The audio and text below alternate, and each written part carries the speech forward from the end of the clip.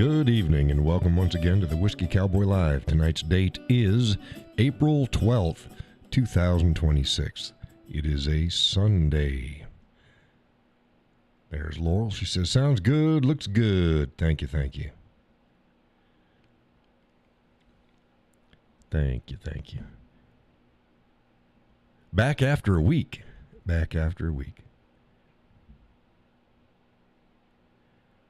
Oh, got an error now. YouTube not receiving enough video to maintain smooth streaming. As such, viewer will experience blah, blah, blah. Yeah.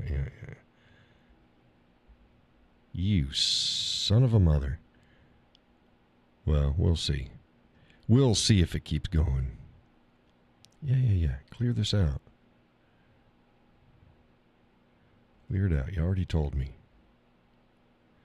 There you go. Hey there, Peggy. She says, hey there. I hope you are feeling better after the stomach bug. I am. Well, I'm not full yet. I'm not up and running, but much better.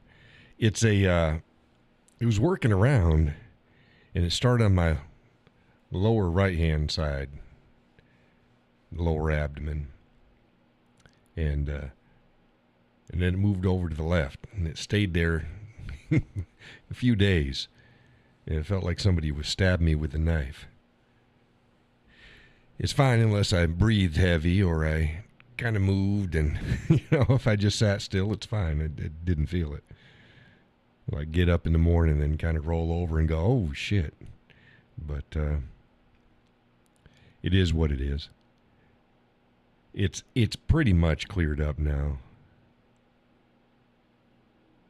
Pretty much cleared up. Hey, Peggy. You the one with a cat profile picture?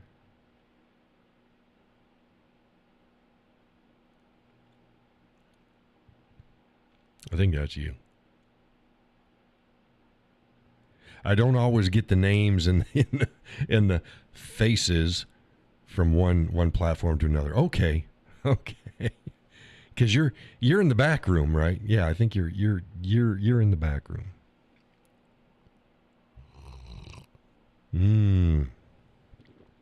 Tonight's coffee, hazelnut cream, New England brand. Been busy at the Cowboys. I've been working on my hoop shed. The wind, something fierce this winter. Winters are always very windy. It stayed up, and the first winter, remember the whole thing flew over, and I had to stake it down. This time it didn't go nowhere, but it undid itself. Some of the tarp over the top undid it and slid, and it's a mess. Peggy says, I've had the smiling cat for years. Okay. So it stayed together, but a bunch of it broke. And it's metal hoop. And the metal hoop is just shy of 2.5 or 1.5 inches. Just shy of 1.5 inches diameter. So, see, this has got me thinking.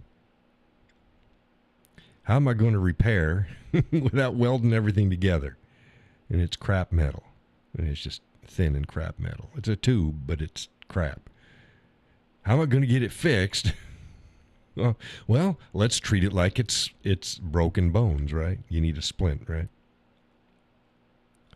So, what I've done is I go to Home Depot and I get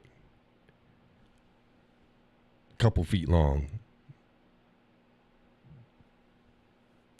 PVC pipe, good stout stuff. Okay, dimensions are 1.5 by 2.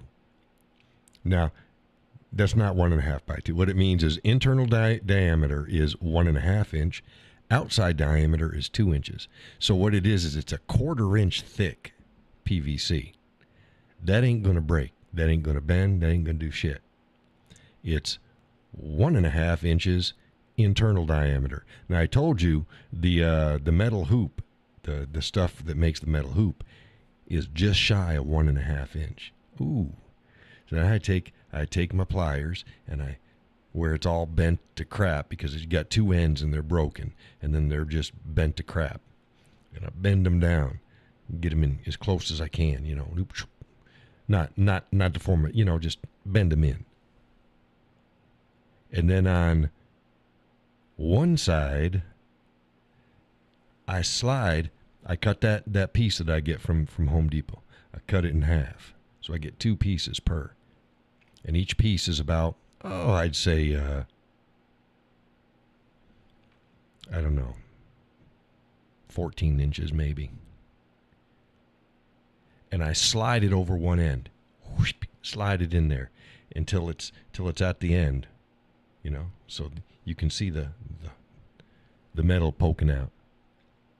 And I bring the other end in, and I bring it close, and I slide that tube up, that PVC pipe. I slide it up, and then it's centered. You got half of it in one, half of it in the other. It's splinted. It can't move anywhere. And then I just take some duct tape or Gorilla tape or whatever tape you want to use, and I wrap it a few times over the end of the PVC pipe, and then down on the metal so it doesn't slide anywhere. You don't need to do anything but to keep it from sliding. And there you go. You splinted it together. So I'm going around to each of the places that broke, and I'm putting all these splints in and getting it all fixed. It's interesting. So that's my fix for that. And then I can pull everything back tight and then get all the tarps fastened the way it's supposed to be. But there's holes in it and stuff. Whatever. I don't care if a little bit of rain comes through. I just needed it was really most of the driving rain and the sun off of the stuff in the hoop shed. So that'll be fine. Ran the smoker this last week. You probably saw that on Facebook. The new smoker. Peggy says, I get that. I have 2 years of cleanup because of the high winds. I couldn't do anything last year due to my broken leg. I love your solution for fixing the split pipes. Yeah, it just made sense. Quick and easy. Inexpensive, too. So, but yeah, we got a lot of spring cleanup. This last year I didn't do much because remember I was selling guns, so I couldn't do anything around the house. So this year is my first spring that I can actually do something. So I've been out there. I finally got the truck washed. I got it washed today. And she looks nice. She ain't perfect, but she's happy. Took the missus out on her weekly ride. And it was decent weather. So we're out there. It was fine. Stopped by Tractor Supply. Picked up chicken food and other goodies. Laurel says, I've been meaning to wash my truck. I've been meaning to wash my truck for 3 weeks now? I keep telling you. It was on my to-do list. But it was either cold or it was raining. Or this last week I had a good day, good temperature.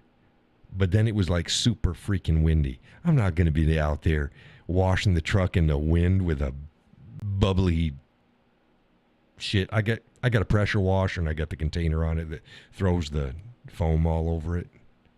It's no, I'm not going to do that. Laura says mine has been longer than that. Well, no, I mean, I'm sure it has. I haven't washed it all winter.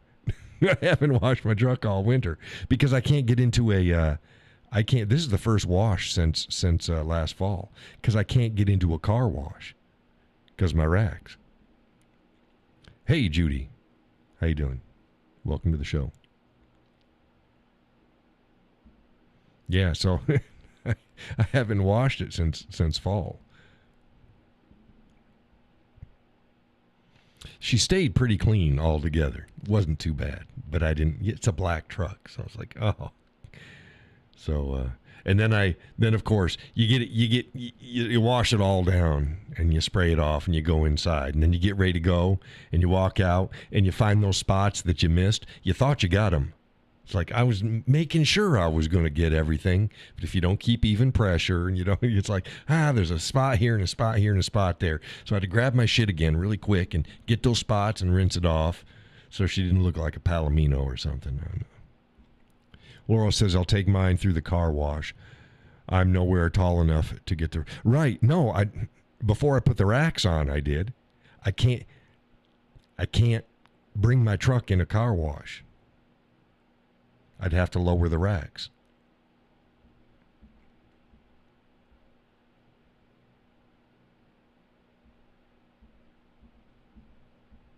Standard trucks with racks, they'll make it into a car wash. You put racks on it, and then if your racks aren't, if they're just barely over the roof of your cab, it might be okay. But Laurel says they tend to get pissy if it's right. And mine are extra tall because I run my canoe on it, and I do not want a chance hitting the roof of my cab with the beak of the canoe. It's like, no, I want a little bit of room, so I'm running it tall. But unless you're running a car wash, your racks just about roof height or just over. If it's any taller than that, you won't. Now, that said, if you've got roof racks and you can still make the clearance, do not do the brush cleaner. That'll fuck up those brushes because they will wrap themselves around and bang on your roof racks. Don't do that. Do touchless. But yeah, I can't. It's too tall. It's funny though. I say it's too tall. The racks are tall. The truck's big, but I went out. It's not lifted. It looks like a 25 or 3500. It's not. It's a 1500. But the height wise, it's big. And I get out and I was standing there looking at it. It's like this doesn't look too big. It doesn't look too big. But yeah, it was. Yeah, it's big. But what else do I do? Okay, so I washed the truck.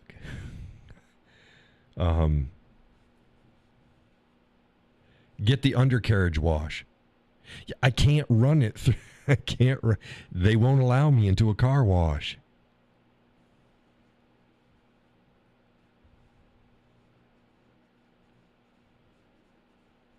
Because the equipment runs over it. The equipment moves. If you're too tall, it doesn't. No, they won't do it. You got to take it into the bay, and you got to get under, the handheld bay. And I'm like, I'm not doing that shit. If I was going to do that, I'd do that at home. It's like, no, I'm not going to run that. So yeah, I didn't do that. And then if you've got your vehicle undercoated, don't do the undercarriage wash. Don't do that. Kind of defeating the whole purpose. Just leave it alone. My truck isn't. I got too late in the season, and then they were all booked up. I was like, okay, so I'll get it done before next. Spring's the worst. Winter isn't too bad because things don't stick as much because the snow takes it off. It's the spring. Spring's really bad. But she's fine. She's fine.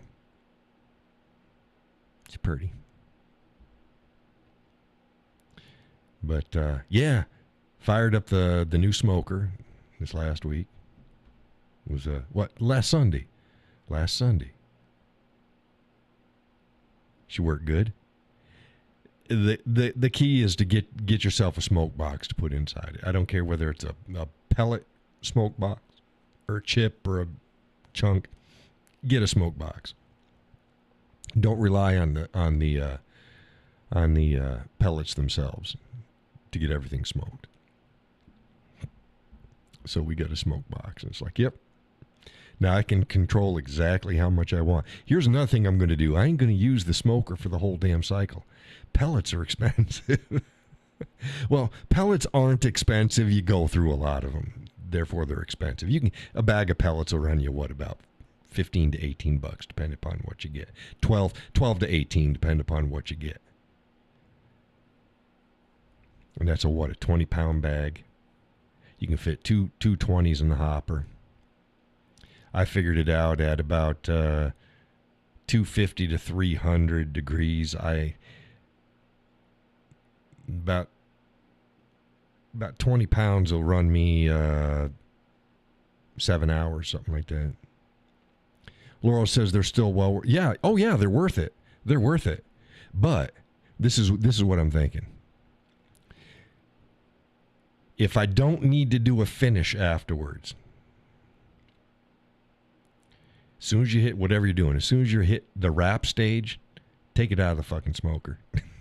Take it out of the smoker. Shut your smoker down. Move it into the oven. Bring it inside. Because you ain't getting the smoke anyways. Your shit's wrapped.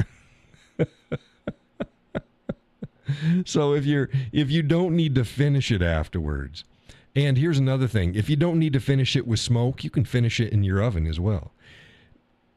Most of your smoke gets imparted in the first stage of your cooking.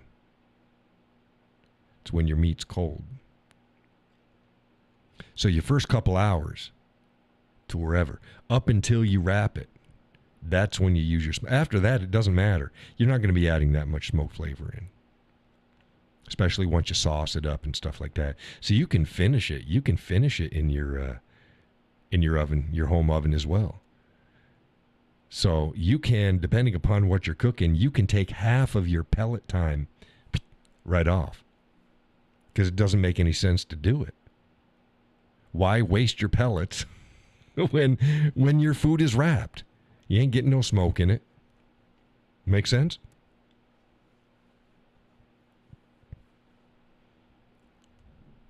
So that's what I'm figuring. I never did that in the past. Well, because I did charcoal and then wood for smoke, and that was a whole lot way cheaper than the pellets are. But if you're gonna run your pellets, again, if you've got, let's say you're doing 3, 2, 1.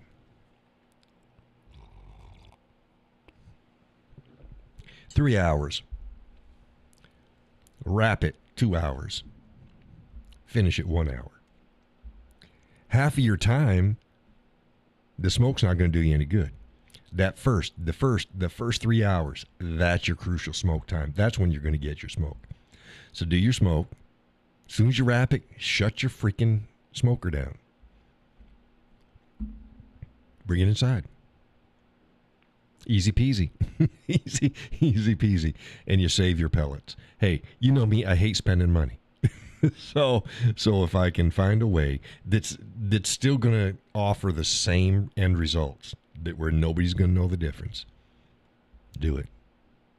Do it. So we've been running the rotisserie on the Weber as well. Love it. It's great. Except it's made pretty cheap. And the hardware is pretty cheap. They got these little screws with little thumb things. You know those? It looks like a screw. It looks like a little bolt. And it's got like if you took silly putty and you went and you pinched it, so it's got a little flat oval. You know what I'm talking about. And that's where you're supposed to grab it with your fingers and you're supposed to tighten it like that. Y'all know what I'm saying. Those are cheap. So I screw them all in. And remember the first go around, the skewers came out, or the, I don't know if you call them skewers. It's the skewers that go in, but not the ones that go through not the spit. The skewers. The skewers slid off because it unwound.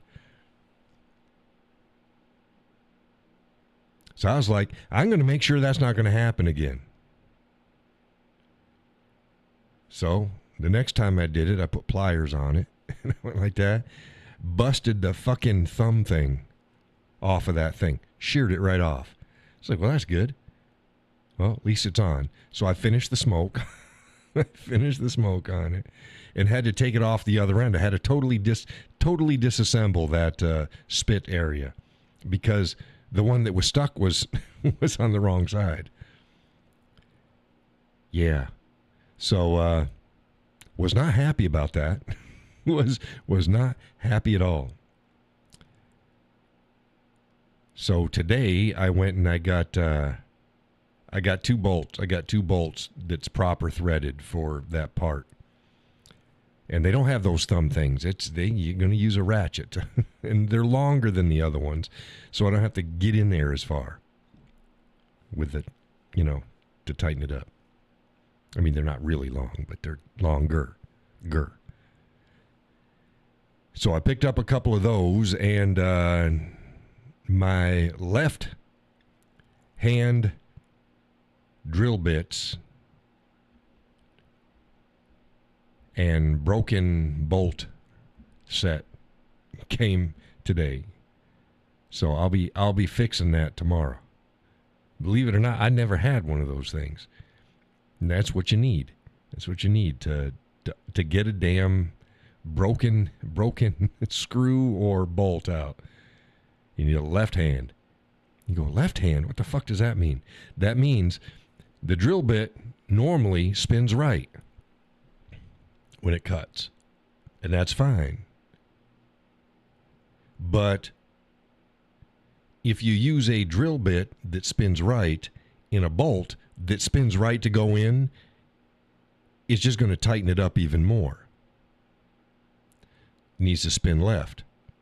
So you get a left spinning, or called left hand, you put it in there, you run your drill reverse, and you do it in the center, and you go bzzz, and sometimes just by cutting the hole into it will be enough to just spin it out by itself. If not, once you got a bit of it drilled in, it's still stuck in there, then you use these other things. They look like a fat drill bit. It doesn't cut. It doesn't cut. Like, it's fat. It's and soft. It's smooth. But it's screw tail, pigtailed. You know what I mean? You like that? And then you stick that in the hole and do it and apply pressure, and then it grabs into where you've just drilled out, and then it unscrews the bolt. So that arrived today. So I was going to do a rotisserie. If it came earlier, I was going to do a rotisserie pork loin, center pork loin, something like pork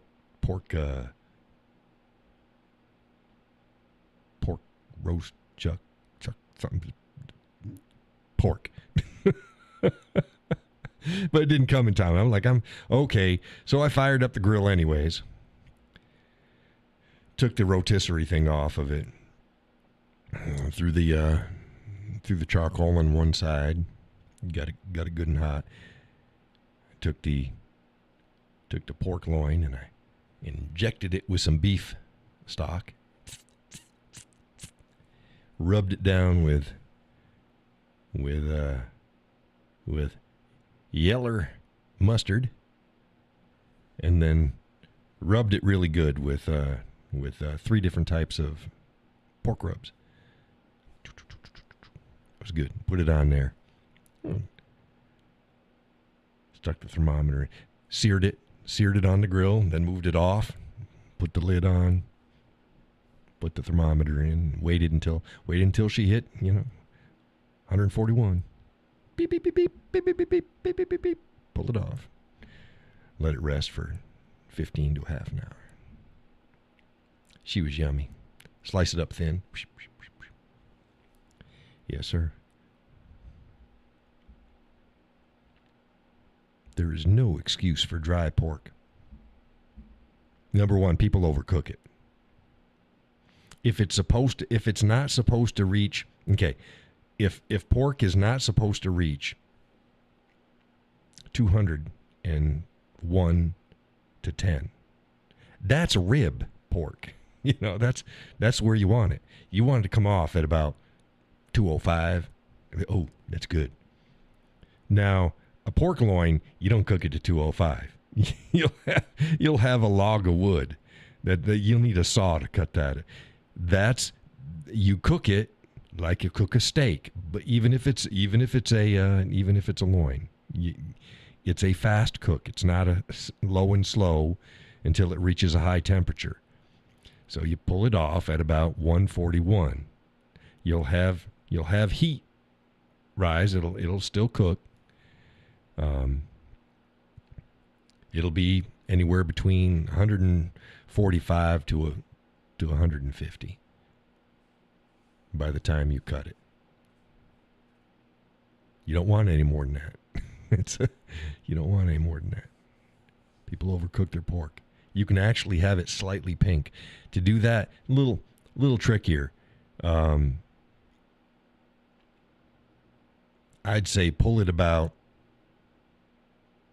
137, 138. And then make sure you got it. Then you better let it rest for half an hour. Laurel says, my mother-in-law always cooked it until it was dry and tough. Then Tommy made one, and she served it at 145 to 150. Right, that's what I told you. That's where you want it. You want it somewhere. You can go a little bit less than that. You can have a blush of pink. Oh, if you can catch it. And that's a little bit less than 145 final temperature. That's not when you pull it. If you pull it at at what your final temperature is, you're going to overcook it. That's another thing people don't understand. Don't pull your meat at the temperature you want to eat. You're going to have, depending upon the thickness, you're going to have 5 to 10 degrees carryover cooking. It's going to, once you pull it off, it's still going to keep cooking. It doesn't stop. But yeah. Laurel says that's perfection. Slightly pink. Right. Just a blush. Just a blush. It'll be juicy. It'll be tender. 145 to 150, you're going to have, it'll be white, but it'll be just.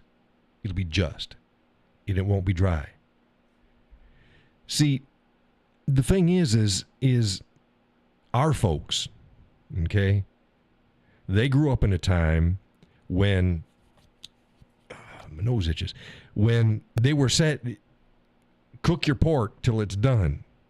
Don't cook it like you do a steak. Cook it till it's done. Well, because they had worms and stuff like that. Right. She wouldn't eat pink pork. Well, because her generation, that was no, don't do that. Well, because there was worms and shit like that we don't have anymore. So yeah, by all means now, blush a pink. And you've got the perfect, most tender pork. Oh, my goodness. Blush of pink. So for that, like I said, and you're going to have to know your oven and stuff like that. 138, that's probably going to get you just a blush of pink. You pull it out about 141, and you're going to be in that 145 to 150 mark, depending upon how big your piece of pork is. And it's a world of difference. A lot of people, they hate pork because, it's dry, and it's because you ain't cooking it right.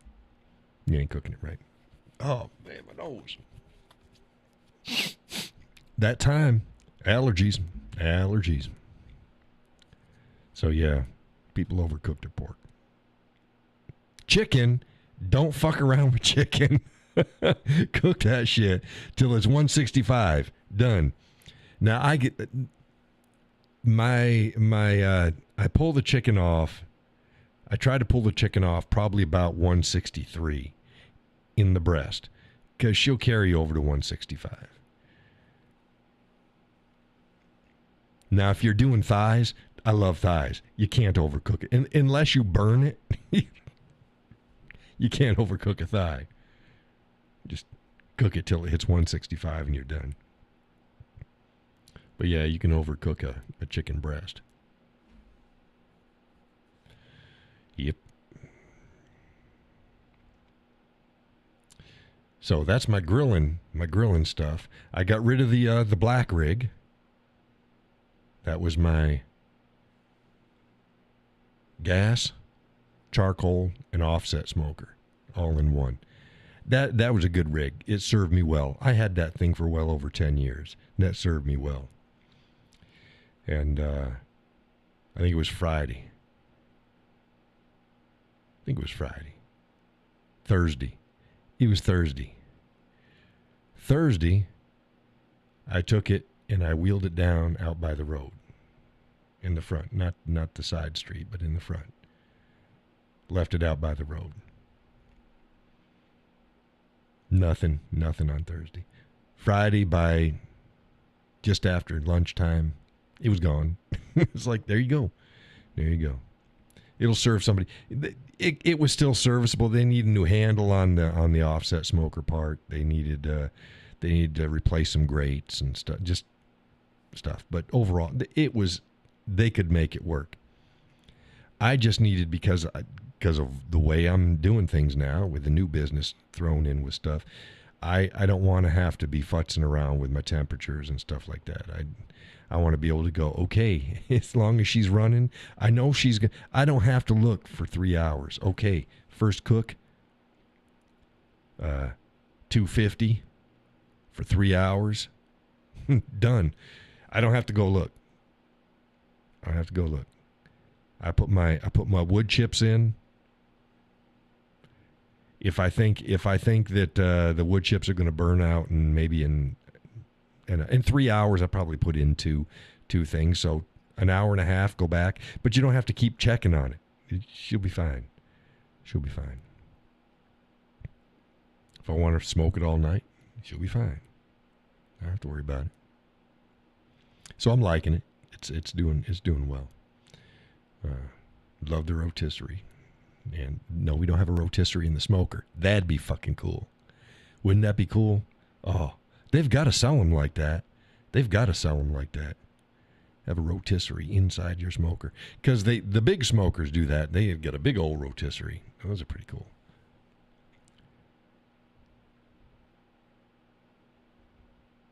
But, yep.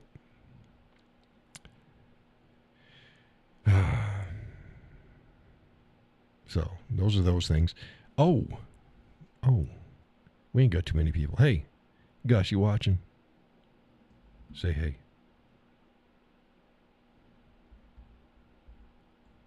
Let's see what we got here. Pull this bad boy up.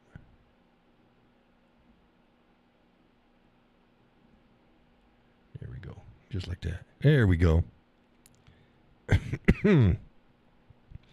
I was having a pretty shitty weekend. So Saturday, I was like, I had some things in the works. Y'all saw my bear coaster design. I'll bring that up. So I got a bear ready to go.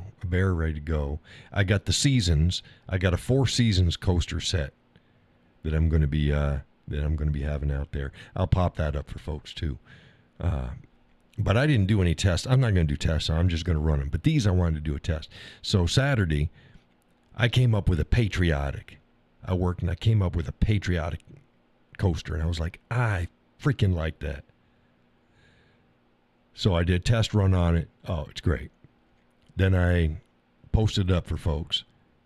And somebody's like, oh, can you put 250 in there? Can you somehow? Of course I can. It's my design. I can put anything I want in there. But I was thinking, why don't I come up with just another design unto itself? So we'll have the regular patriotic one, and then we'll have the 250th anniversary, the birthday of our country, as its own design. So I got them, and I worked up both of them. So here we go. So the one on the left was the initial patriotic one. I was like, yeah, that was cool. And some people might go, oh, well, you just took the eagle and didn't know. It's not the same eagle. Go ahead. Look at the feathers. Look at the purport. It's not the same eagle. I didn't just take the same eagle. So it's another eagle that was worked up. And so then I have I had it, and it was without, it was with a 250 down here in the bottom. But it didn't have God Bless America. It just had the wings going up, just like the one on the left. And I'm like, yeah. So how about I put God Bless America on there someplace? So I worked up a few designs. I was like, okay, we'll go with this. I showed it to the missus, and she's like, yeah. So there we go. So I'm like, okay, I'm taking that up to the laser room. And I think I've got enough room on this other piece of walnut. And I had just enough room to do that other one. So I had the two prototypes. Laurel says, love it. Judy says, they are beautiful. Thank you. So folks will be able to buy either the patriotic one, it's on the left, or the God Bless America 250th anniversary on the right. Or both. I don't care. I'd freaking get a set of each. But they can choose. I've really got the process down for designing and then implementing. It sounds like freaking cartoon character. Sylvester the Cat. Implementing the design through the laser. So I've got it down. I know what's going to be too much detail, what's not going to be enough detail. And so I've got it. So we've got those. And like those are just rough. Those are out of the machine, brought down into the bathroom, and then I just wash them off and with a rag, and I get all the burn residue off of it. And then I got to chamfer the bottom edge of it and sand it and oil it and everything. But it will be fine. It will be fine. So let me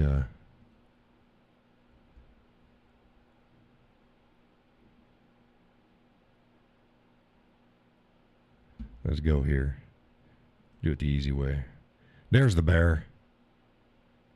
There's the bear. There's the bear. So the bear will go into production. When I open up my shop, there'll be at least a couple that folks can buy. Bear's going into production. There he is. Let's see if I can click out of there. There we go. There's the bear. Bigger bear. And here is the... See if I can go bigger. Do a new tab. I can do a new tab, and I should be able to do this. There we go. That's bigger for y'all. This is my Four Seasons coaster set. Now remember, there's going to be a ring around the outside edge because I do the ring and then I offset it for cutting at a 0.1. But whatever. I don't design it with the final dimension because that gets done. That final ring gets done when I cut it. But as you can see, you got spring up in the upper left hand, summer, lower left, fall, and then to the right of that, winter. So folks who think that will fit into their decor, they can get that as well.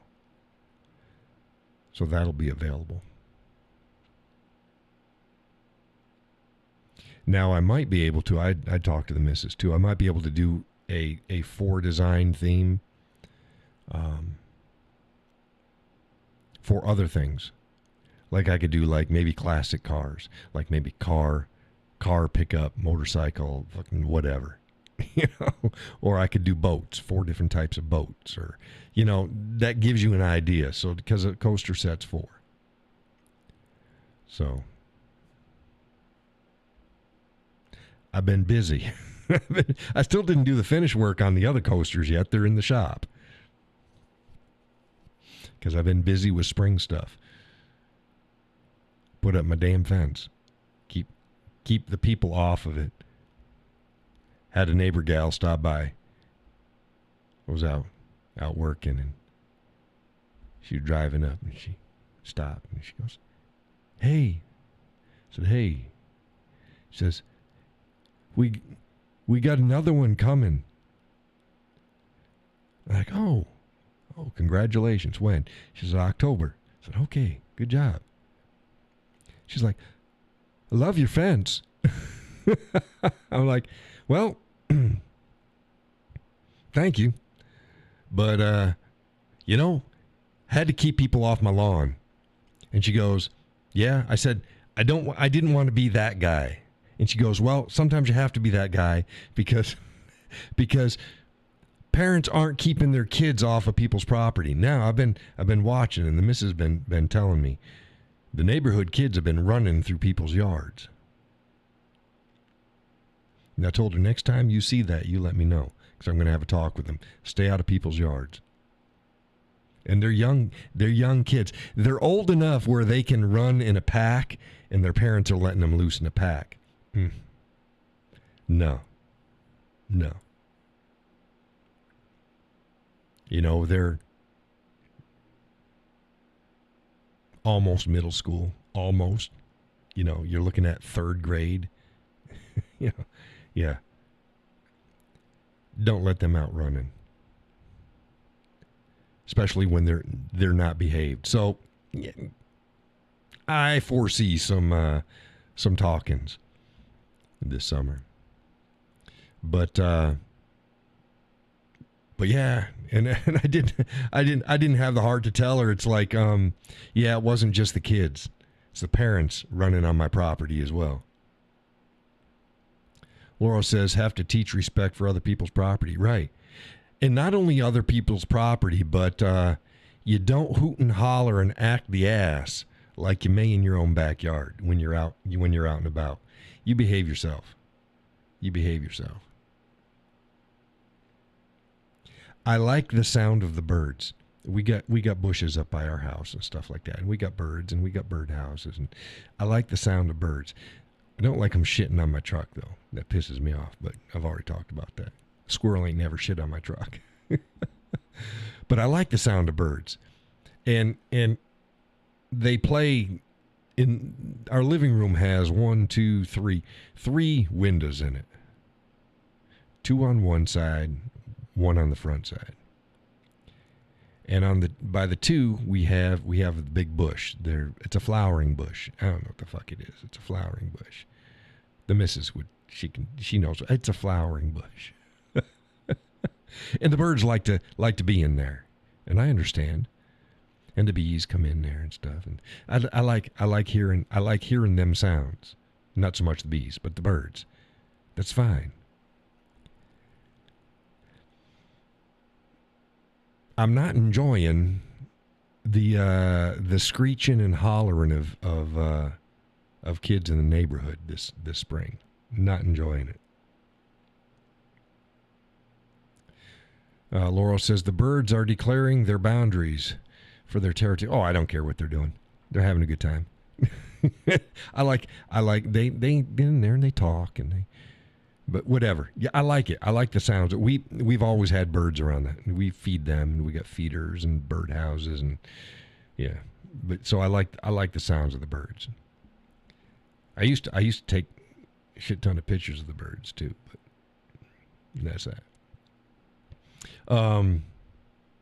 Not enjoying the kids. Gotta admit it. I gotta admit it. I'm not enjoying the kids.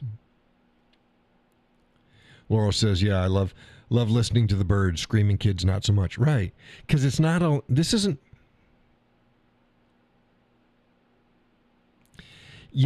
I like listening to kids laughing, just a genuine laugh, and having a good time. I like that sound. I don't like horse-assing and screaming and that high-pitched squealing shit. Yeah. Peggy says, do you do special orders? One granddaughter loves everything Halloween, ghosts, bats, etc. The other granddaughter loves anything Arizona, cactus, meteor, crater, etc. I do not. However, what I can do, that's what I tell people. Here's the problem. I'm not going to, if I come up with a design, that's what people are going to get. I'm not going to go back and forth and tweak designs to make people happy. Not happening. However, themes, yeah, by all means. And then if I can, like, let's say Peggy, what I will do is go, hey, think of it as a special order, but not a special order. You go, okay, Halloween theme, they're probably going to come anyways. You know, I'm gonna do themed stuff. I just need to get stuff out. Arizona cactuses and stuff like that, good theme. Good theme. If you got a theme that you'd like, and I think that it would sell, even in spite of you ordering it, let me know. Let me know. Because I can work them up. Because, like, let's say I do it. Let's say I do, like, Arizona. Let's say in Arizona, I come up with either four separate ones, or I just come up with just cactuses. It's a good theme. I could do a Arizona desert theme coaster set. And I go, okay. And then what I'd do is I'd go, hey, Peggy, here it is. Do you want it? If you want it, you can buy it. Now I'll show it, and if I think it's popular, I'll put it into production, because something like that would probably be popular. So I'd get you first crack at whatever it is. Does that make sense? It's, yeah, you sort of do special orders, but it's not really a special order. That way I'm not locked in. I'll slide it in when I can slide it in. Does that make sense? That's kind of like what I did with the owl and the bat coasters. Is I just threw a set in because I wanted to get them out of set, and I threw it in. Peggy says, okay, I'll keep my eyes peeled. I would buy them in a heartbeat. No, great. So, yeah, anything, if anybody has anything that they kind of what they know that somebody, that they'd like to buy it for a gift or something, let me know. I'm probably not going to lock in and go, yeah, I'll do that for you. I'll go, okay, we'll see if we can put it in. And then I'll try to slide it in as best as I can. Does that make sense? You know, if it's a theme that I think that more than not so special that only one person is going to want it, it's not worth my time. Because the thing is I sell them for $30 a set. You know how much work goes into them. That's not including, I've got to come up with a design first. I've got to work everything out. Now, sometimes it happens fast. Sometimes it doesn't at all. I worked for the dragon themes. I'd been working for like weeks and weeks, and nothing was working for me. And it's like, boom, and then suddenly, oh, shit, now I come up with two good designs. I'm on a roll. So that's how it works. So there's a lot of stuff goes in. She says, I totally understand. Okay, good. Because I want the business, and I want to make people happy, but I need to try to offer as much. The same way as there's going to be limited numbers of whatever I'm putting out. Like the Four Seasons. Let's say I do 2 or 3 sets. Okay. Or let's say I just do them in maple, or you know what I mean? And if folks want more, then I slide more of those in, because it costs an arm and a leg just for the wood to get this stuff done. So I have to do batches of like $250 each of wood and get them done and then sell them. My first batch that's going to be out there is probably going to be about $550 worth of wood, because I'm doing 2 batches. I've got the first batch is done already. You all saw that. They're just not finished. They're engraved and cut. Second batch, they're going to be starting this week. So, but I'll be able to finish and engrave and cut the new ones at the same time. Multitask. Then I've got to get my the stands for them made. Haven't even cut into that yet. I got $200. There's another $200. $200 worth of pine sitting in the shop, just leaning there, waiting to get cut up into coaster stands and flight boards, whiskey flight boards. So yeah, was there anything else? Let's see here. Oh, you get out of there. This is out. This is out. This is in. Okay, back up in here. See if there's anything else that's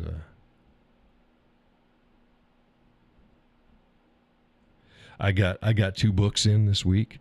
Tarot, The Aftermath, and The Culling, Agenda 21 Accomplished, by Dr. Donald K. Allen.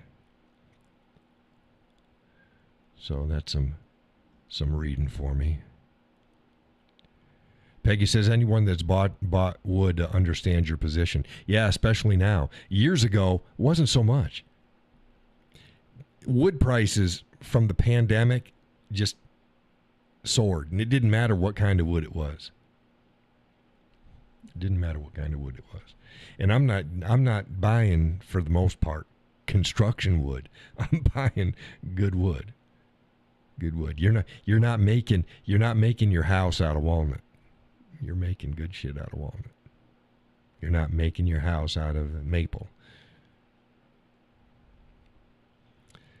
It's expensive. I wanted to sell them. I wanted to sell the coasters cheaper, but it's like, nah, I can't do it. I just can't. I'm not making money hand over fist as it is with $30 a set. I'm not. My profit margin's pretty thin. So I'm hoping other projects will have a bigger profit margin, and I'll be able to make it up, because I still have to pay off the equipment. So I got my radial, not my radial, my compound saw, my miter saw, compound miter saw. I need to replace the blade on that. I got the blade. I need to replace the blade on that. I need to put a new zero clearance plate. It's actually a PVC sticker that'll go on it, but whatever, same figure, it's the same. That on it. Then I'll start cutting up for the. Got to do the exact same thing, except I got natural zero clearance plate for it for the table saw. Get that out. Put the new blade in it, using the same blade in both. 2 blades, same type of blade, same blade in both. And get those up and running so I can start processing for the other projects. We got two bits of information on the run for the White House. Kamala Harris is batting around, at least she said she is. Said to Al Sharpton, an interview with, they were on stage someplace. A run for the White House again. She ain't got a snowball's chance in hell. She just doesn't. The other person who had been tossed in the, threw her name in, but she had said multiple times, I will never get into politics, at least run for office. She's into politics. Big Mike.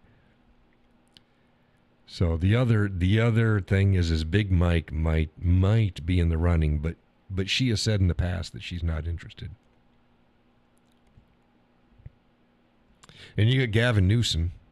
His wife is tanking his shot. Or shall I say, she's tanked it. There's too much stuff of her out there flapping her gums. She just... That's what you get. You marry a Barbie doll liberal feminist. Peggy says, I used to get blades, bits, etc., reasonably priced from Harbor Freight, and they've gotten expensive too. Oh, everything's expensive. Yeah. Yeah, I didn't go the Harbor Freight route for the blades and stuff. For some equipment, yeah, I got no problems with that. I can't afford tear out and stuff like that because, you know, if it's just construction and basic stuff for myself, I don't care. I'll just use whatever. But I had to go a little bit steeper for my new blades. The same way with my Forstner bit. I went a little steeper. It wasn't too bad. It was still under $70 for it. For my Forstner bit. I mentioned about that on the show too. Yeah, you can get a Forstner bit for $8-9. 12 to 25 is average. You can get them for $8-9. Forstner bits for the folks out there that are unfamiliar. It's a bit, and it'll cut a hole, big hole, and it's got a bit in the center, and then it's got like a saw blade around the outside. And you got three different types of saw blades. You got a jagged one, you got a wavy one, and you got a straight one. Now I went with the wavy one. A lot of reasons for it. It's the best of the three, unless you're specifically just doing one thing. It allows it to cool off better, and it doesn't have as much tear out, and it's whatever. And they're also used for, I'm going to use this one, and I'll get a Forstner bit for every size that I need the equivalent. This is going to be for the areas to set your Glencairn glass in on your whiskey flight boards. You know, it's a carved out area, and that's what you use a Forstner bit for. But yeah, everything's expensive. Holy crap. Holy Toledo. I felt guilty. I told the missus, and she's like, whatever.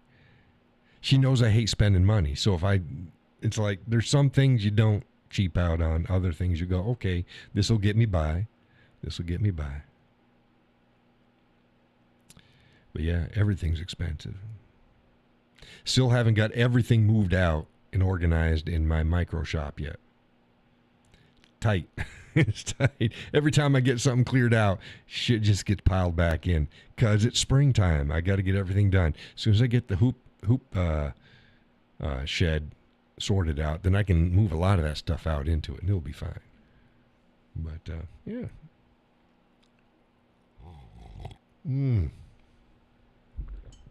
Again, hazelnut cream. Hazelnut cream. Coffee from New England brand. Oh, pissed me off. Oh, my God. I bought a set of bits. I'm like, I got a bunch of bits, but I wanted just a set. I didn't have to fuck around. It's right there. It's all together. So I got myself a cheap set. I figured it's okay. It's a good price. Yeah. First time I put one of my bits in there and went in like that, and I was pre-drilling I was doing the fence. I was pre-drilling the hole. Well, pressure-treated wood is rather stout, so it got through the wood that's going to be screwed to it. Got through there and got a little bit into that pressure-treated wood. Snap that damn drill bit. I'm like, you son of a mother. I just bought you.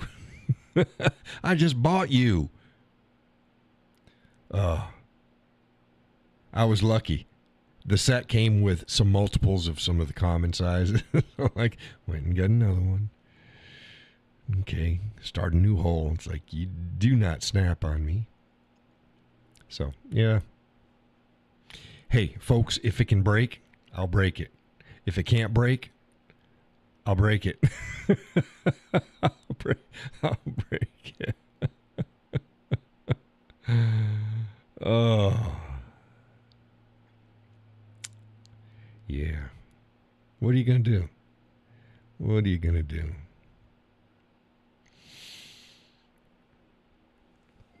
Harbor Freight, Home Depot,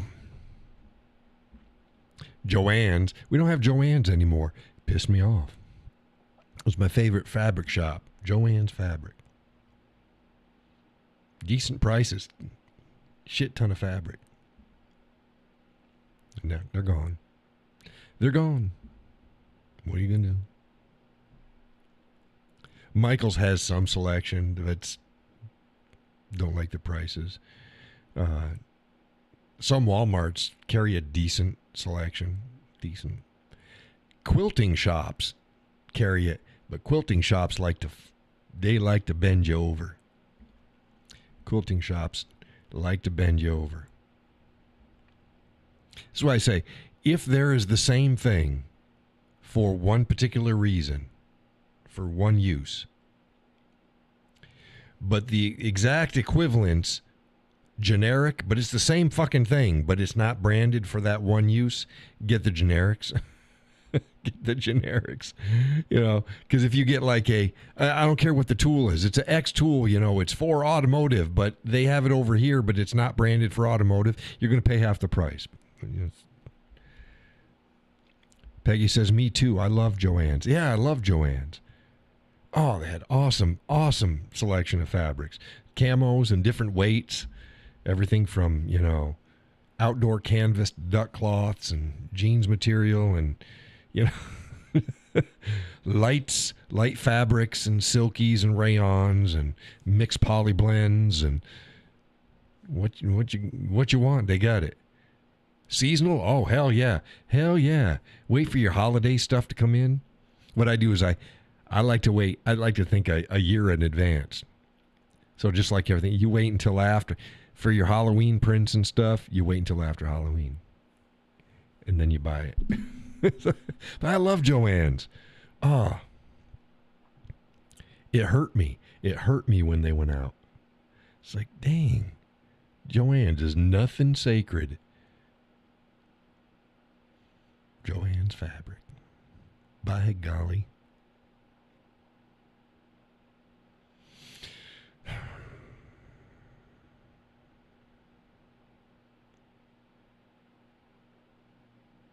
So yeah. Busy guy. I'm a busy guy. Busy guy.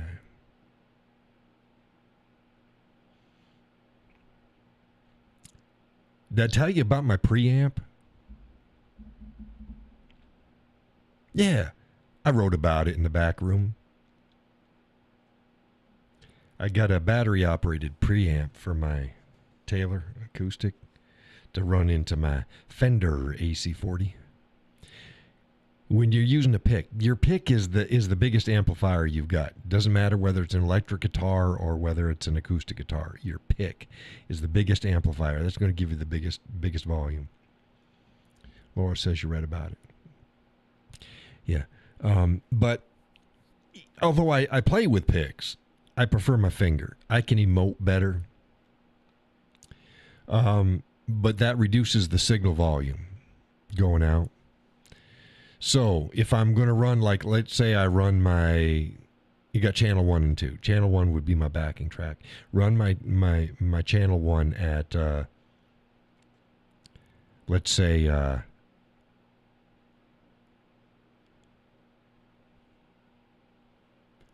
8.5. Okay.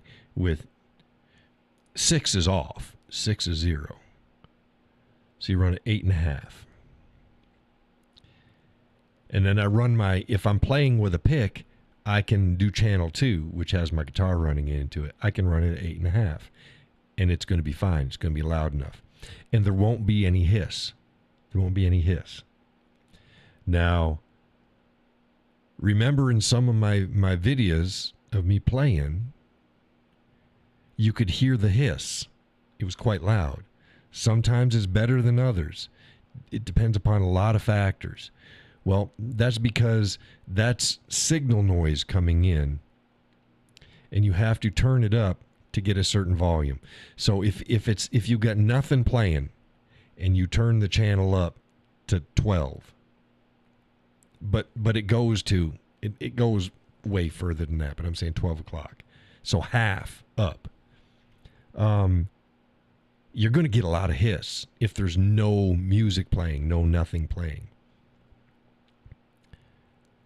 Well, when I was playing with my fingers with the guitar, if I had my backing track at like 8.5, I'd have to match that volume, I'd have to have my second channel at like 1 o'clock at least. Yeah, that's over half. So it got loud. That hiss got loud. And anytime you weren't playing, you could hear it. And you could hear it in the background even when you're playing the music. That's why that one feller was like, there was interference or something like that. He said there was something that was right. That's you'd hear that in the living room because that's the way the amp sounded, because I'm pushing it so hard to get the same volume because I'm not using a pick. Well, I got a battery operated preamp. I got a preamp for it. And what that does is allows me to run my signal up, bass signal up to 12 decibels more. That's good. And the other ones, I think, around 9 or 10 decibels more. That's substantial when I'm playing under half volume that the amp is going to be pushing. If I play it at 9, it's usually way too loud. It's way too loud in the living room. So it allows me to use my fingers and play at volumes which matches my backing track with virtually no hiss. I would doubt when I record it for y'all, for the next music stuff that goes out, I doubt anyone be able to hear the hiss at all. So it's much cleaner. So it's very nice. It's very nice.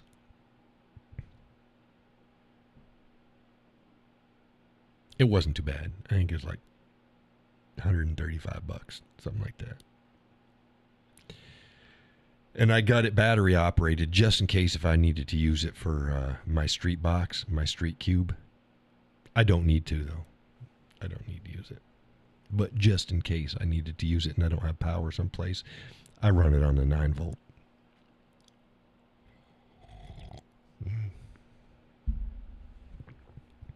So that's the fun there. So I've been doing good. I like it because I can also play really clean, lower volume with it like this, and it's like, oh, it's so nice. It's so nice. It is nice.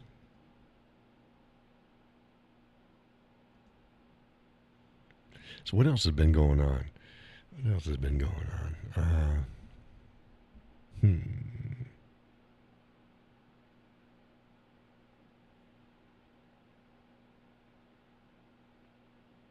Next weekend's a special dinner.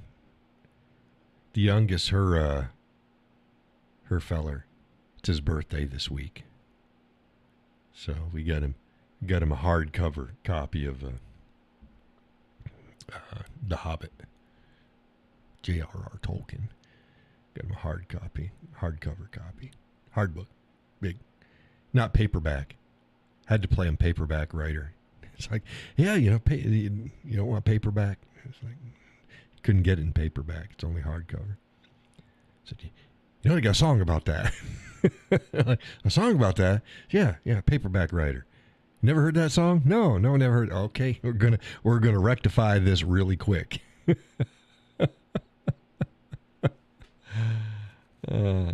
It was good. They got who it was after listening to it. They're like, who sings that? It's like, who's it? So is that the Beatles? It's like, yeah, it's the Beatles. Paperback Writer.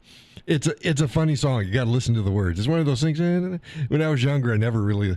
There's so many songs that we used to listen to. Tell me, you got to be the same way.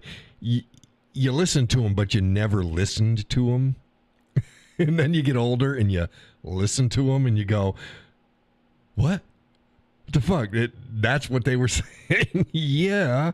A lot of the songs didn't quite mean exactly what we thought they meant.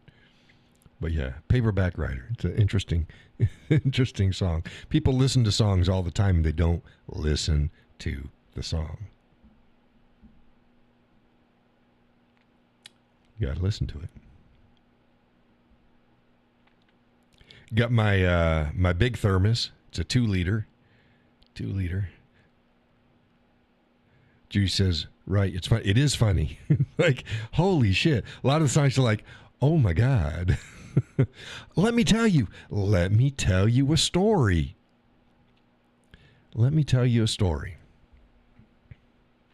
After I get remind me to tell you the story if I forget. Got my big thermos. I used to have a smaller one that I brought into work because I couldn't, but I had a big one. It's a nice sports one. It's nice. I'd bring that canoeing. If I didn't bring the, 1.5 liters that they've just pre-made iced teas and stuff, I'd bring my own stuff, and it's a 2-liter. It's like, oh, it's nice. But whatever. So I'm starting to, because I'm like, man, I am thirsty all the time. I need my liquids handy because I don't drink enough. So now I've got that. That's up and running. Always got iced tea in it now. So there we go. Okay, story. You ready for the story? I'd wager you don't know about this.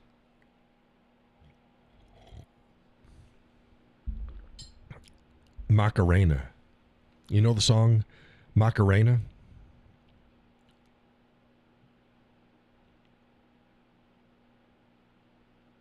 Got the dance.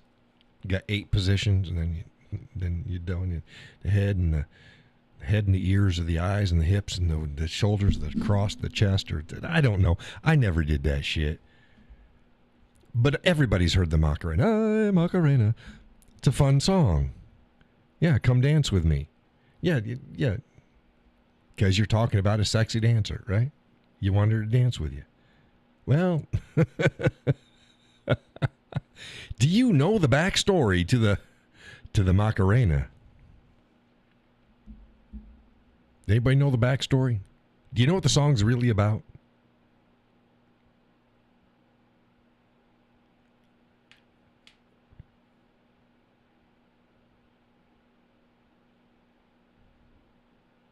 Laura says, no, do tell.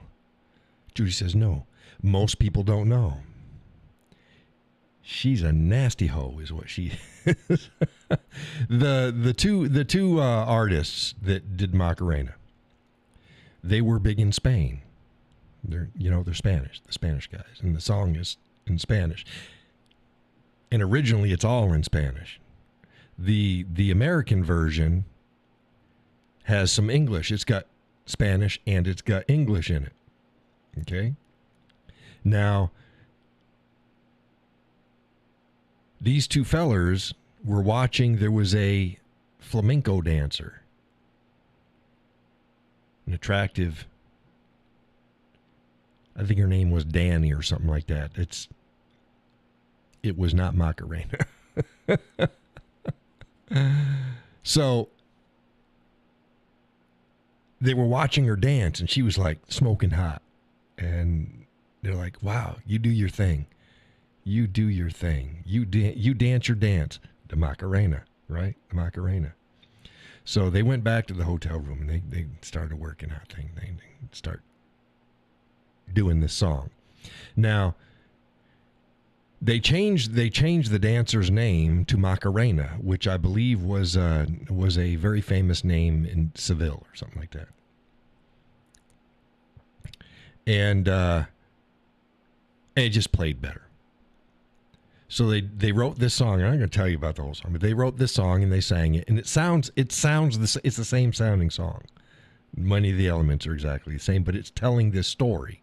They tell this story in the original thing, and the original version in Spain and Spanish-speaking countries, it took off. People liked it. They liked it. It was a good song. I'll tell you what the song is about. Macarena, the dancer. It's Come Dance With Me. She was engaged to a young feller who was going to go off in the military. So when he went off to train, she screwed his two best friends. Now, this is in the song. And it's unclear, but it's very likely she screwed him at the same time. And she was none too unhappy about the thing. She was quite enthusiastic. Okay? So that's so it's like, hey Macarena, come dance with me. It's not talking about dancing. Okay?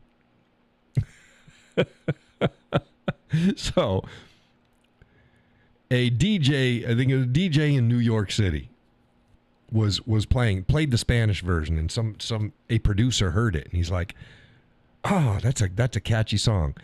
Let's see if we can switch it up." So they went and they reworked the song, added some English, changed some parts around to the Macarena that we have in the West now, that has the Spanish and the English. Very, very tamed down version of the original song, which is not what people thinking the song was about. Yeah. And the ironic part of the whole thing is it was a favorite in weddings, at the wedding reception, because it's a fun song and everybody can dance to it. But yeah, it's about a would-be bride that screwed her fiance's best friends. Yeah, not the greatest wedding song out there. So there you go. There's the story of Macarena. She says, "Oh dang." There's a lot of songs you go, wow, usually not quite that bad. not that bad. But there's a lot of terminology in songs that we used to sing when we were younger that we just didn't understand, and then you get older and you go, "Oh." Oh yeah. Oh, so that's what yeah. That's what it means.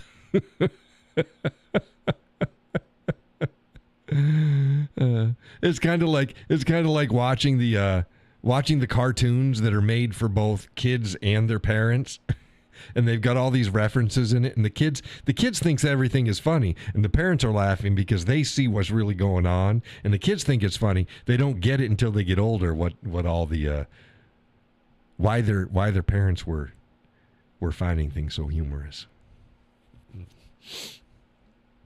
Yeah.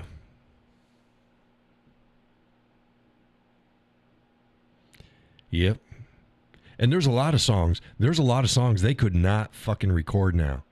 They can't record. That's the whole thing, is like, okay, Kid Rock did a song and it was for a movie. And he was talking about having sex with an underage girl. Now, we've talked about this on the show before too. Oh my God, you had sex with an underage girl. Yeah, welcome to all of human nature, all of human history. Girls from their mid-teens on were having sex, and they were having sex with guys that were 17, 18, 19, 20, 21, 25, 26, 28. It was not uncommon. Hell, they used to, if you were 17, you could marry a 58-year-old guy back in the day. Nobody thought anything of it. But whatever. It's like, now it's like, oh, and it's the left. The left complained that the right's all a bunch of fucking Puritans. And now the left is doing the exact same. Oh, how dare you talk? And they act as if anybody over or anybody under 18 is a child. I hate that. A child. No. When you think of a child, honestly, you think of like what? 6, 7, 8? Preteen. A child. That's like they used to like they use the PDF file thing. I say that so that I don't get hit. Oh, they call a guy who screws around with a 17-year-old girl a PDF file. And it's like, you're a freaking idiot. No, they're not. No, they're not. You need to bust out a dictionary and find out what that word means before you throw it. They throw at anything that does anything with anybody under. And they even like to try to use that word like if you're 19. If the guy's like 30 and he's dating somebody that's 19, they call him a PDF file. It's like, are you kidding me? Stop it. But that brings me down to think of all the songs. We go back and go, oh, Joan Jett had a song about hooking up with a guy that was 17. I mean, there was tons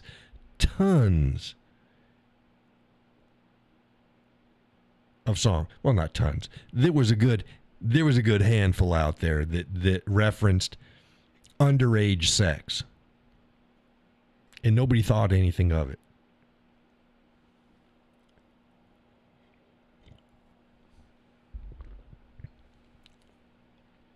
A lot of these people, go ask your parents about this song. Go ask your parents if they like I Love Rock and Roll. Joan Jett. They know that song. They sang along with it. Their parents probably sang along with most of this stuff. And there's a lot of songs. They're freaking creepy.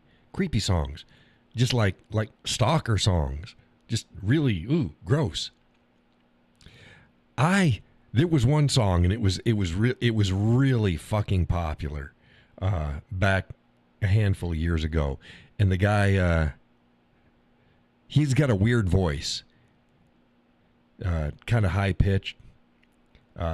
Beautiful, remember that one? It's the guy, and he's talking about he's on a subway, and he's stoned, and he sees a pretty girl. You know that song? You're Beautiful.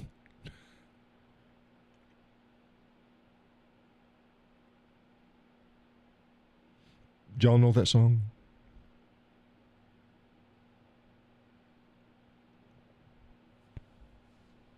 You're going to make me pull it up. Get another, no, yes, you got a copyright claim on this.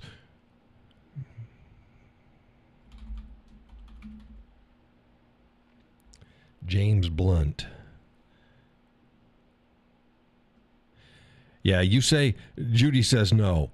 I'm gonna start to play this song, and you're gonna go, oh, I know that, because you could not turn on a radio station and not hear this. Here it goes. That's okay. Oh, that's good. Hey, I didn't do the. There we go. The ads.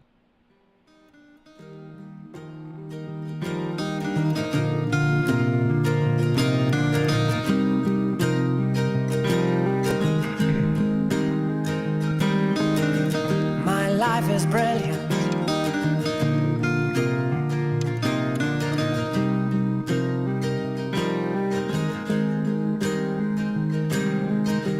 My life is brilliant. My love is pure. I saw an angel, of that I'm sure. She smiled at me on the subway. She was with another man, but I won't lose no sleep on that, 'cause I've got a plan. You're beautiful. You're beautiful. You're beautiful. It's true. Okay. You know that song, right? You've had to have heard it. You couldn't turn on a radio station and not hear that.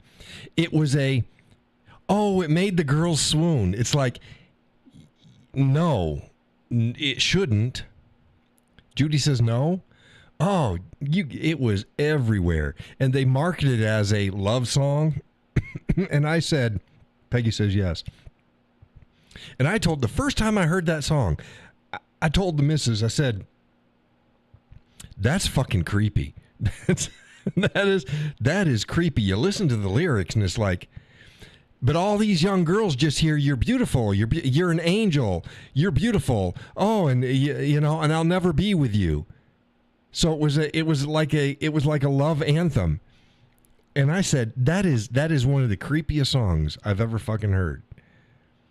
And now I find out, I ran this last week.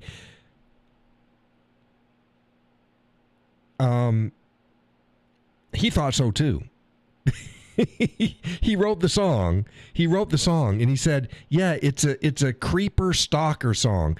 It was loosely based off of him. Because he saw a pretty girl and he goes, "Okay, let's take this as far as I can take it." And he wrote a really creepy song. And he recorded it, and it became this love ballad. And even he said, it's a creeper song. It's like, this guy's a loser. He's stoned. He's, again, you just listen to the first lead verse, and he saw an angel, and she's with another man, and it's like, yeah. Stop it. But yeah, really creepy song. And that was, he's like a one-hit wonder. He's kind of an indie type singer. He's got some weird stuff. Some of his stuff's okay, but yeah, he's got a definitely unique voice. But yeah, there's other songs out there. They're the same thing. Sting's got one. Sting's got one, Every Breath You Take. That's a total creeper song. It's like, it's not romantic. It's these songs, you contact the police and you get a restraining order. These guys, you get a restraining order on them. And there's a lot of them out there like that. You go, wow, this is pretty creepy stuff. It's not romantic at all. It's really not. Oh. Yeah, and that, I think we've talked about this before, but it's important. It's the truth. The difference for women, the difference between being romantic and totally creeped out is if they're attracted to the guy. That's it. If they're not attracted to the guy, he can be doing exactly the same thing that she's attracted to doing, and she get creeps out. Peggy says, Sting is the ultimate degenerate. Yeah, he was kind of a weird guy. He's into yoga and shit, too. And I'll just leave it at that. But a lot of them back in the day were pretty... David Bowie was... he was out there.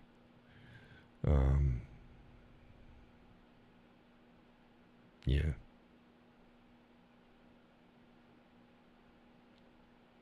Rod Stewart, he's weird too. He's still out there performing. I just can't. I saw a list of artists that are still out there performing, and it's like, no, they need to stop.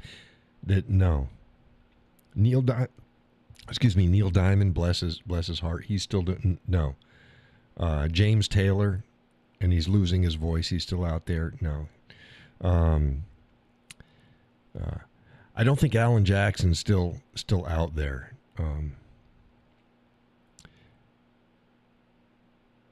But the last time I saw him live, it was like, no, because he can't hold a note. He can't sing. God,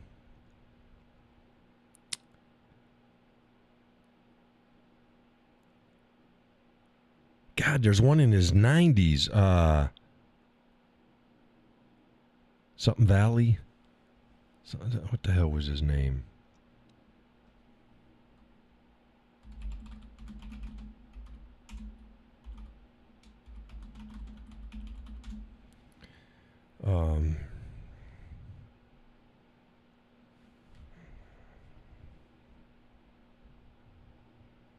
know his name, but he's from the 50s.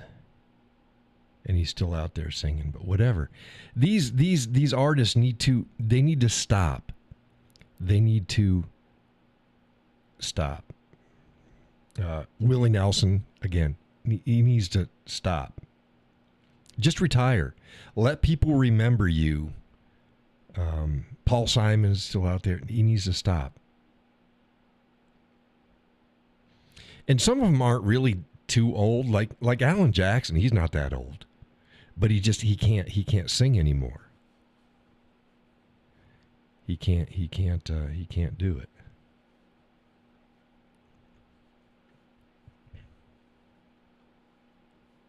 I think Neil Young is still out there. I never cared for him. Like fighters, know when to stop. Because after a certain point, it stops being nostalgic and it gets it's sad. It's sad. There's W. Says, good evening, everyone. Good evening. I've come to suck your blood.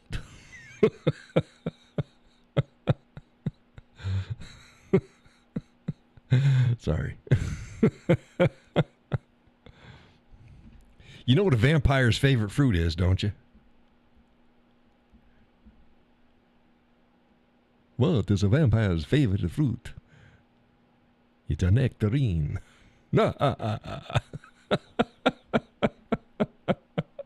Nectarine. Nectarine. Oh.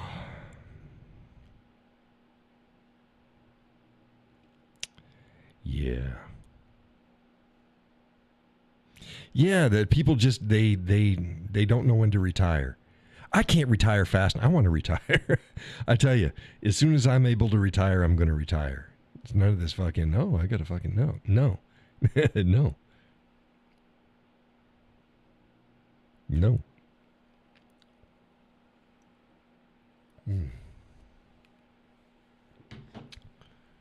All right. Well, I finished that one. Now I got into my new one, my Orca. Still warm. Hot. Again, tonight's coffee, hazelnut cream from New England brand. Hazelnut cream. So I should get you folks another song out there. I've been busy.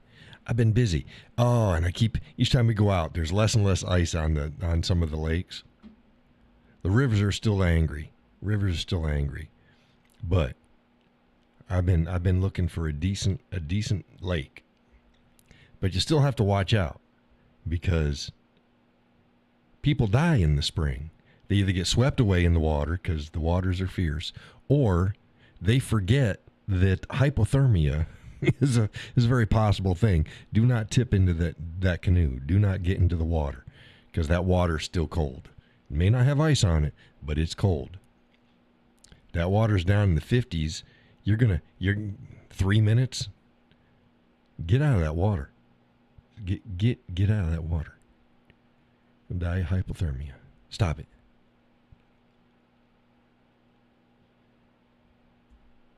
So I'm looking. My canoe's out. It's out, sitting on the lawn. I gotta wash it off and then 303 the heck out of it. Then I gotta get the. I got a kayak, a spare kayak, and then my daughter's kayak. Got to get those washed off and ready for use. If it ain't one thing, it's another. But yeah, get out there. Didn't get out there last year. I'm getting out there this year. Yes, sir. Mm-hmm. Yep.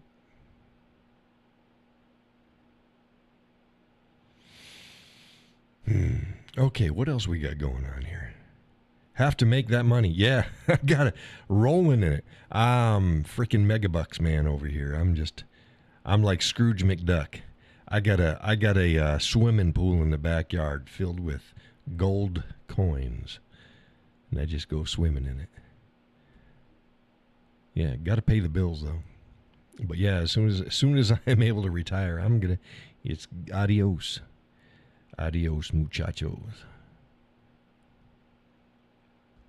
Laurel's laughing. See, that's how I get hurt. It's like my shoulder. I dove into the pool. I need to dive into the end that has the rubies and diamonds and stuff, because that's a lot. That's nicer. The gold coin part, they stack on each other, and then it gets hard edges, and that's not nice. That's not nice. Can't do that. Scrooge McDuck. I'm Scrooge McDuck. But his swimming pool wasn't it? He had the big vault. He would go swimming in. Yeah. It's always funny. People, if buy gold, it's your hedge against. It's like, okay. And I said this all, okay. You think so? It is, but it isn't, because the cost of gold is tied to the fucking cost of the dollar too. They're not mutually exclusive. People stop thinking they're mutually exclusive. They're not. They're not. Also, get yourself a gold bar. Go down to your local store and try to buy a candy bar or something. You can't buy anything with it. Gold is not a convertible asset in any sort of fashion, even in a post-apocalyptic, you know what I mean? You're not going to be able to use gold unless it's shaved. You know what I mean? It's the economy doesn't run off of gold. Gold is just like you can't take a ruby down and buy a 5-6 carts of groceries. You can't do that. It's not liquid. You can't do it. It's not known currency. You can exchange it, but you can exchange your car, your house. See how that works? The same way with gold. Yeah, it's precious metals. Yeah, try to do something with it. Seriously, try to do something with it. By all means, invest in it. Good. It's an investment. That's all it is. Like any other investment. No better, no worse. No matter what people are telling you, it's no better, no worse. Because you can't use it. You can't take your Ferrari down to Piggly Wiggly,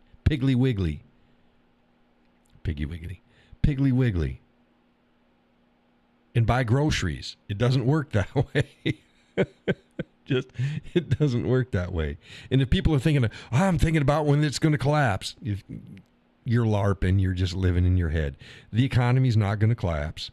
We're not going to go into some post-apocalyptic, we're all roaming the streets like Mad Max and our freaking assless chaps and gauntlets with spikes on it. It's just, that's an interesting. Let me break down that fucking term again. Assless chaps. I think we've talked about this in the show in the past. Assless chaps. I'd fucking hope so.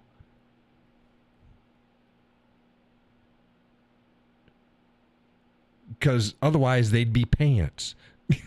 The whole idea. No chaps ever made had an ass in them. They're by design not to have an ass in it. They got no crotch in the front either. They're just freaking legs. Legs up to your hip and then a belt to hold them together. It's by design assless chaps. Yeah, that's okay. I hope so.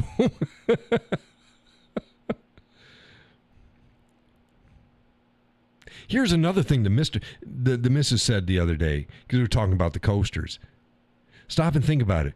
When you say spring, summer, winter, fall. Spring, summer, winter, fall. Well, that doesn't fucking make any sense. It should be spring, summer, fall, winter. But it doesn't roll off the tongue right.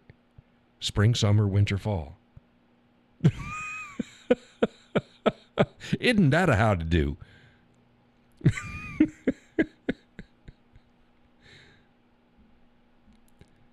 W says we still have some of those stores. Piggly Wiggly here. Yes, Piggly Wiggly was the first official supermarket that went major. See, before Piggly Wiggly, let me tell you about Piggly Wiggly. Before that, you would go into a grocery store because they were small stores, and you would hand the clerk a list. You'd hand them your list, and they'd go and they'd pick out the things on your list. They'd shop for you, bring it up and tell you how much it is. You'd pay them and you take it. That's how stores used to be. Piggly Wiggly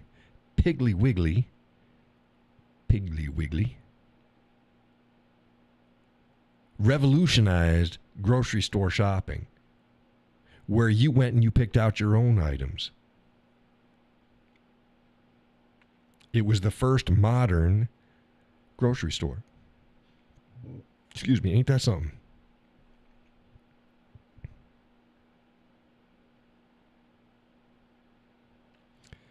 W says first stores that had buggies. Yeah, well, because you had to have a cart or a basket. Well, because that's what you needed to have your stuff. Dang it.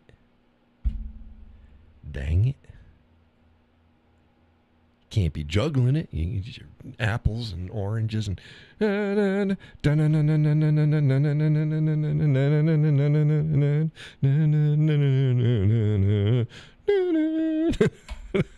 dropping fucking bananas everywhere, and you can't be doing that. Put it in a cart. Put it in a carriage.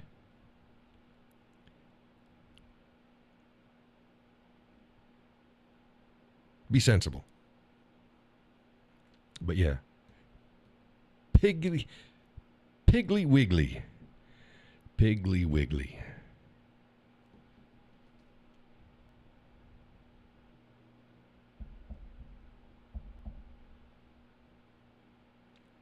All sorts of interesting information tonight. Can't buy a cup of coffee with it, though. I saw a video the other day. And it was talking about TV and movies, and they don't get the weight of gold correct. I said I think the new Italian job got it sort of right. They at least said, okay, we need cars and suspensions beefed up to carry this much weight and stuff like that. But people, they just move around gold bars like they're nothing. They're fucking heavy. Gold is heavy. How heavy is a bar of gold?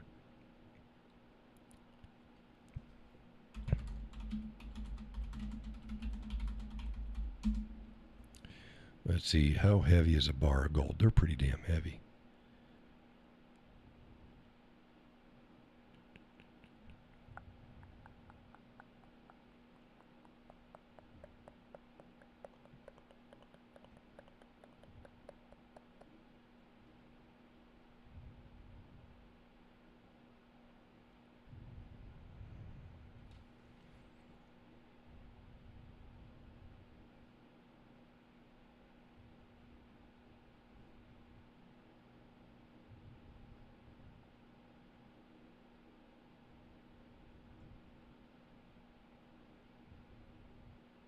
$27-pound bar of gold is worth roughly $1 million. But let's see, the regular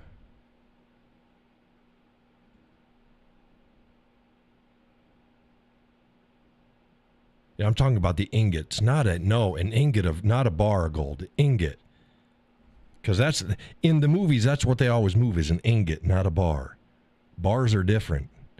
So a bar of gold, just a bar, not an ingot.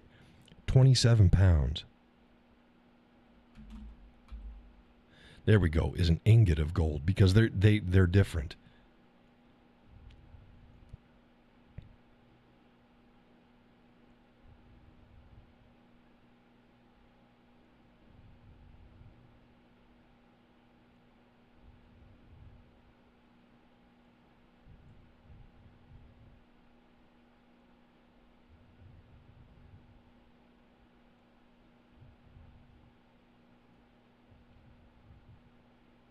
Oh, it'd be 27. 400 ounce ingot is 27.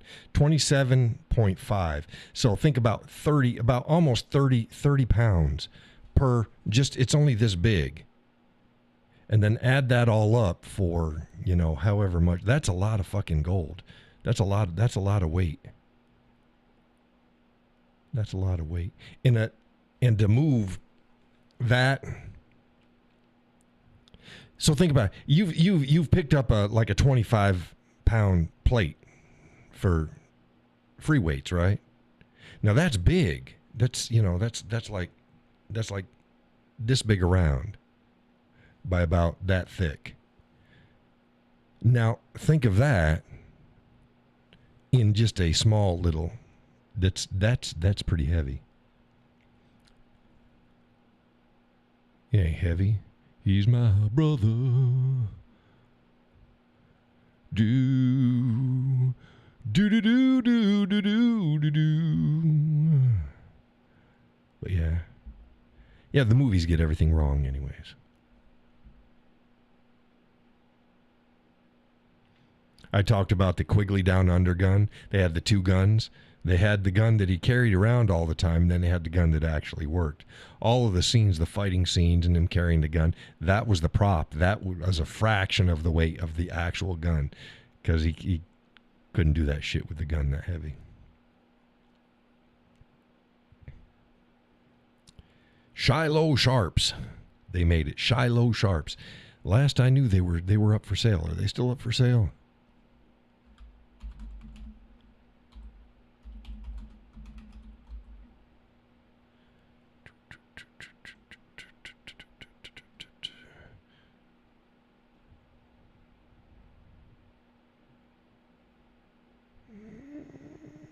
They are in, I think Big Timber.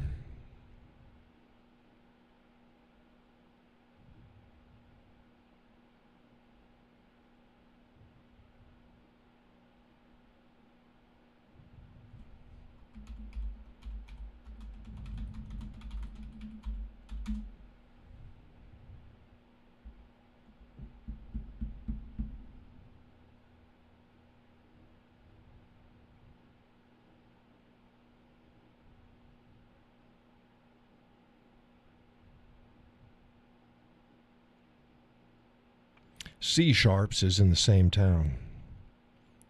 Catty corner down the street. But Shiloh Sharps did the Quigley Down Under rifle. And C Sharps was using, some say better quality parts, like barrels and stuff, but they're made by another company. Shiloh Sharps, they make everything in-house. So they got a foundry there, they got a forge there, they do all their own stuff there. I don't know if they're still for sale. They were back a handful of years ago.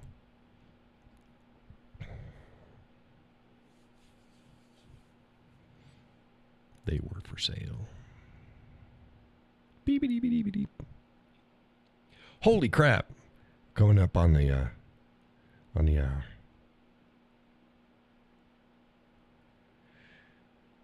Did I miss anything? We covered a lot of stuff earlier in the show.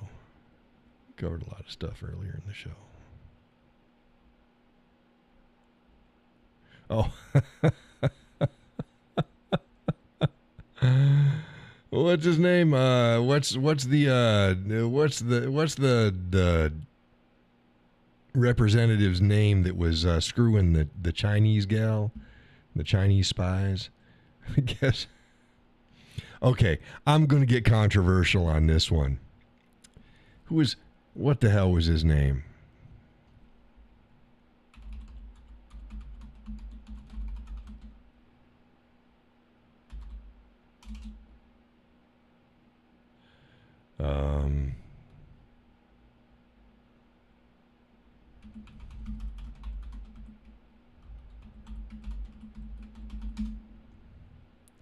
Eric Swalwell. Eric Swalwell. There we go. Yeah, Peggy says Swalwell. See, got it at the same time I've got Swalwell. He's got multiple allegations, and he used to be the trust all women.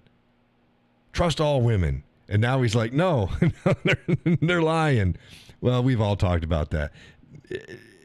Verify. I don't even go trust but verify. Verify. Always verify. Don't trust, then verify. Verify. Doesn't matter who it is, guy, gal, whatever. Verify. Don't trust and verify. Verify. Because people are liars. People are liars. Okay, but Swalwell, he's got multiple allegations of sexual misconduct and assault against him. And I sit back and I laugh. Now here's the controversial thing. Y'all see the video of him with the sex worker and he's sitting on the bed? Did y'all see that video? That's so terrible. That's going around. He's sitting on the edge of a bed with a sex worker, and she's on the bed, and they're horse assing around. And she's a sex worker. Keep that in mind. She's a sex worker. And she's laughing, and he's laughing, and he's trying to get romantic, and he leans in, and he grabs her, and he gives her a kiss, right? And that's terrible because it looked like she didn't want it. And it's actually going around. People are like, oh, that's so fucking terrible. You see that video?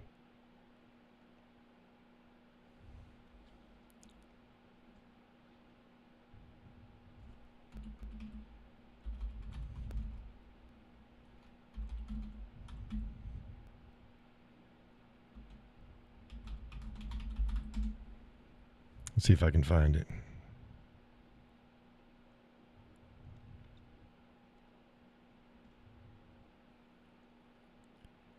Judy says no. I'm going to see if I can find it. When I saw it, I laughed my ass off. Because I'm a realist, okay? Y'all know me.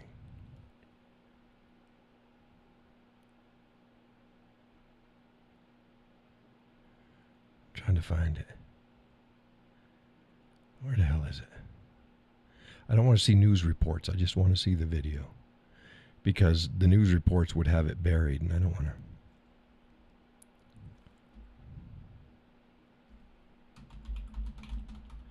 Let's see here. Swalwell kisses girl on a bed.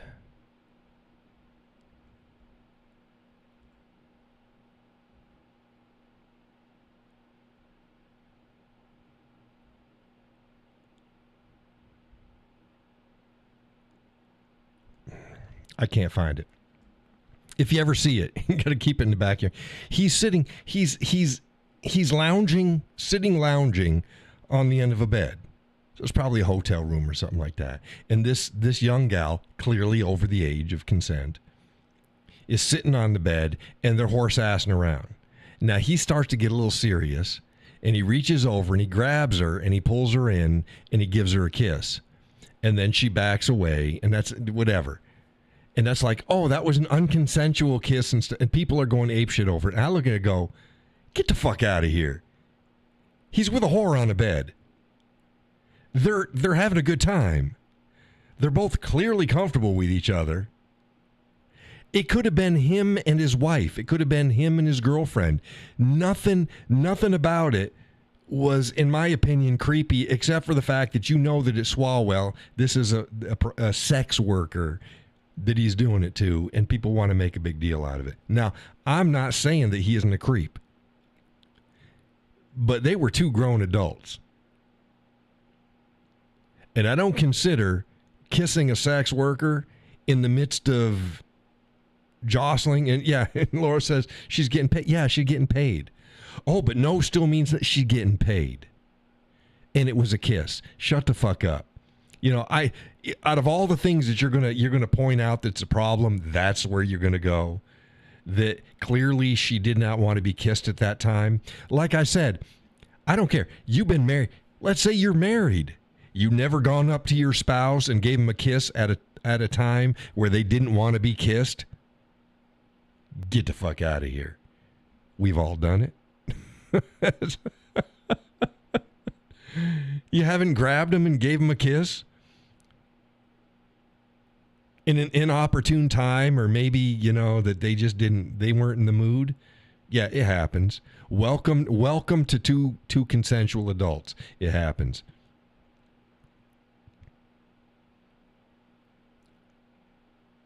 So yeah, that was my gonna get controversial. It's like, yeah, you can bring all sorts of stuff up. Forgive me if I'm not getting worked up over Eric Swalwell kissing a whore when she might not have wanted been kissed at that particular time. Guaranteed, probably within 10 minutes of that, they were doing more than kissing. So shut the fuck up. It just blows my mind, though, the things that people get worked up over. Like, oh, that's like Trump in his first term, and they're going to impeach him. The left, they got impeaching fever. They got to try to get him out. Whatever. I even said in his first term, you want to impeach him? Go for it. Don't impeach him on that stupid shit. That ain't going to go anywhere. Every president that's ever been president has impeachable offenses. If you don't think so, you need to wake the fuck up. Because there's things that have to get done as president that don't always fit in nice little boxes. That's how things work. That's the same way as the big Spygate thing. It's like, oh my goodness, the U.S. was caught spying on their allies. So they spy on us. Everybody spies on everybody. I don't care how long they've been allies. They got dossiers and files and agents in places. Yeah. Welcome to the real world. So yeah, every sitting president has something that's legitimately impeachable. Probably multiple things. That's the way things work. And they're going to pick this piss-ass shit? Really? Peggy said he has already established his morality. Nothing to see here. Yes. Who are you talking about? I say that about all of them. Whether it's Swalwell, Trump, it doesn't matter. They're all... Be a realist. Be a realist. Come on. It's like I put up that Florida representative, the female, and then a list of a bunch of quote unquote Republicans that want to go for her dignidado bill. And then you watch the comments underneath it and they say, vote red, vote red. It's like, are you stupid? Everybody on that list that I posted was quote unquote red. W says, like, what's going on now with Trump? Oh, that's an open-ended statement there. What do you mean? What's going on with Trump now? Which facet of that diamond are you talking about? There's always something going on with Trump. Here's another good thing. Oh, gee, it was okay when the Iranians were blocking the Strait of Hormuz. But, come tomorrow, we're going to be blocking Iranian ports, and the left is going apeshit. Really? that's what your problem is. Us blocking Iranian ports. That's an interesting thing. A lot of people don't understand. How the hell can Iran, where we just wiped out their navy, we wiped out their navy, how can they still control the Strait of Hormuz? A lot of people don't understand why. Well, here's the reason why. Their navy had big ships in it, but the majority of it was actually little ships, little like speedboats. They were armed speedboats. You can't battle armed speedboats with a battleship. You can't do it.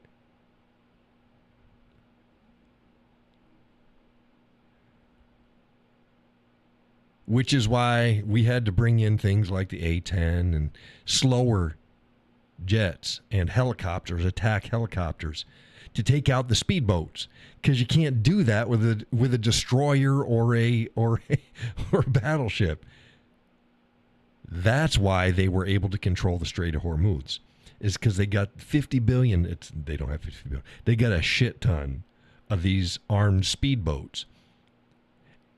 And these armed speedboats aren't designed to go up against naval vessels. They're designed to go up against unarmed cargo and oil ships. I guess that'd be a cargo ship too. Which cargo is oil. So it's a different type of operation. So that's how Iran's able to control the Strait of Hormuz. I say go on in there, bring your aircraft carrier, set it right off the coast, and then just use your slower flying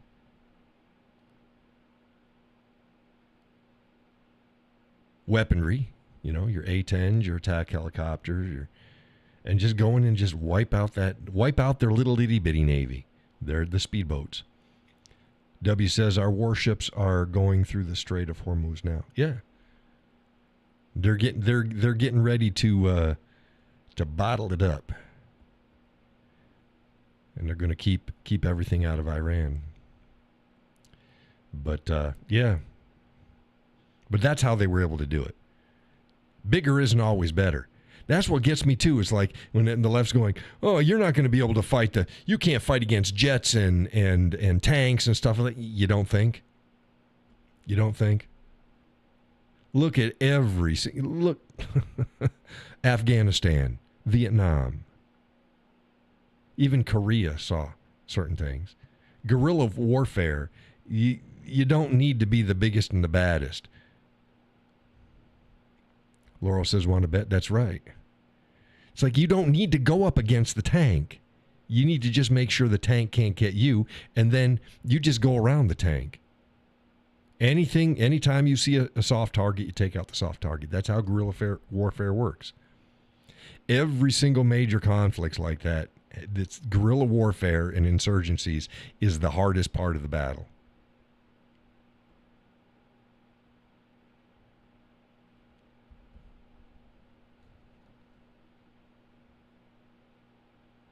Japan did not want to invade the mainland of the United States during World War II, and it wasn't because they were afraid of our military, because they weren't afraid of our military.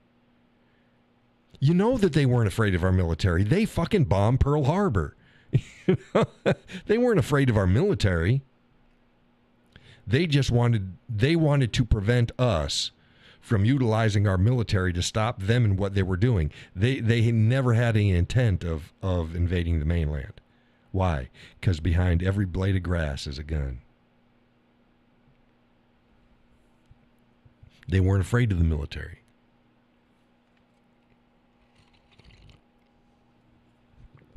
They were afraid of the citizens.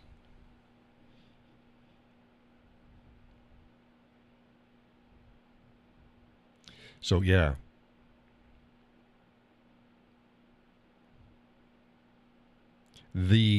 The militia is a powerful thing. Hey, Peggy. She says, I have to go. I have to leave now. Good night. Oh, thank you. You're very welcome. I am so sorry I didn't bitch at you tonight, Peggy. I felt guilty. I was like, man, is she ever going to come back? So I just, if you ever need me to turn up the heat on you, Peggy, you just let me know. I don't want to be like, damn, you're a little bipolar with that stuff there. Laurel says, good night, Peggy. W says, good night, Peggy. Good night, Peggy. Get some rest. Get some rest. We got warm weather coming up this week. Holy Toledo. It's supposed to be even up into 80. Early 80s. Lower early 80s. Lower 80s. But we got chance of rain every freaking day. But it's supposed to be a warm week. So we'll see how that goes. See how that goes. If I can't do a lot of work, I wanted warm weather outside so I could really utilize the shop without being cramped up in it. But if not, then I'll just have to start making the new coasters and get them up and running, and then try to do other stuff. I'll get it sorted out. But yes, thank you, Peggy, for joining the show. I'll see you online. You and your kitten, you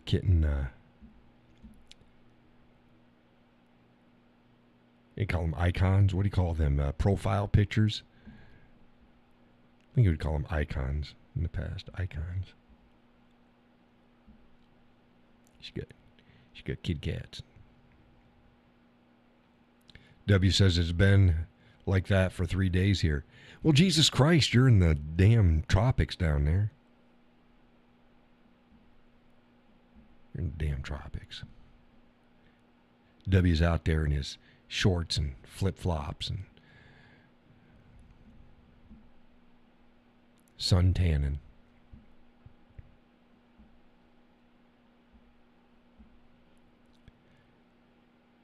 Talking to his missus. Bring me another margarita.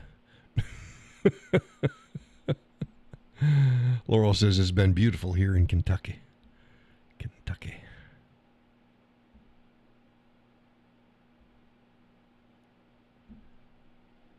Kentucky. A lot of songs about Kentucky, too. Doesn't Elvis sing a song with Kentucky in it?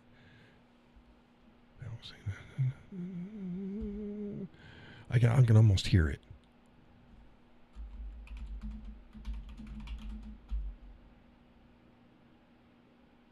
Kentucky Rain. Yeah. Kentucky Rain. Elvis. Kentucky Rain. W says, we are next to Virginia. We're next to vagina, he says. That'd be a butthole. It's like, stop it. Dang it, Cowboy. Stop it. We are next to Virginia. And then there's West Virginia. And then there's North Carolina. So you're North Carolina. And then there's South Carolina. South Carolina. Laurel says, beautiful part of the country. What's a beautiful part of the country? I've been looking at Tennessee, too. Been looking at Tennessee. They got good gun laws. Good. And it's warmer. It's warmer. It only take me a day to drive there. Tennessee. Arkansas is nice, too. The Ozarks looks like New Hampshire. But New Hampshire's hillier. The Ozarks are like a smaller New Hampshire. Smaller New Hampshire hills. But looks very similar. But a lot warmer. a lot warmer. So yeah, Arkansas. I like Montana.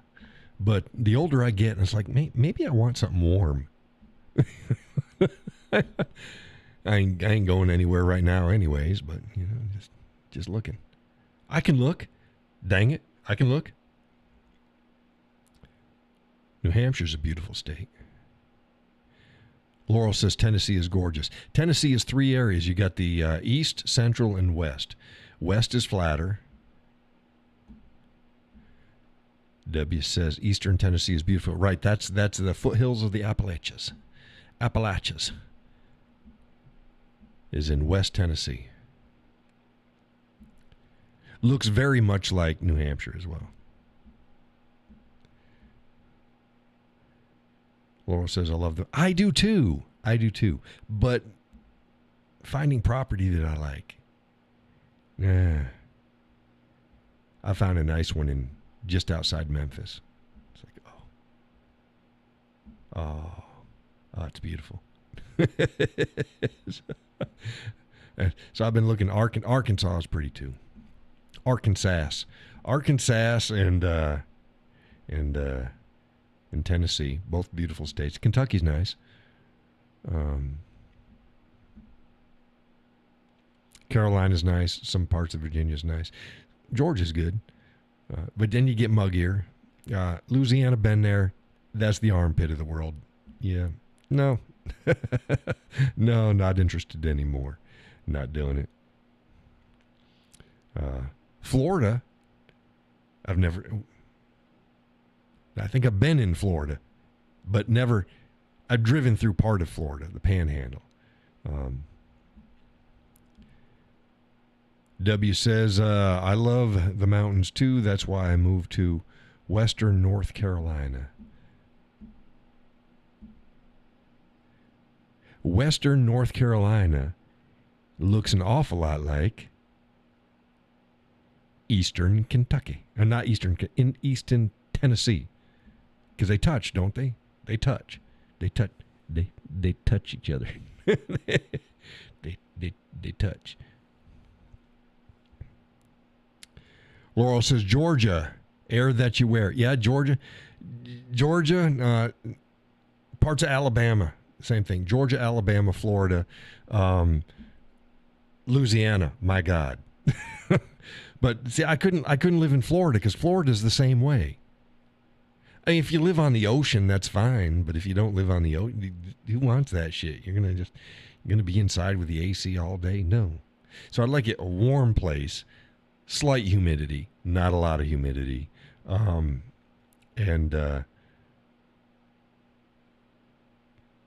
milder season. Excuse me. So in Kentucky, Tennessee,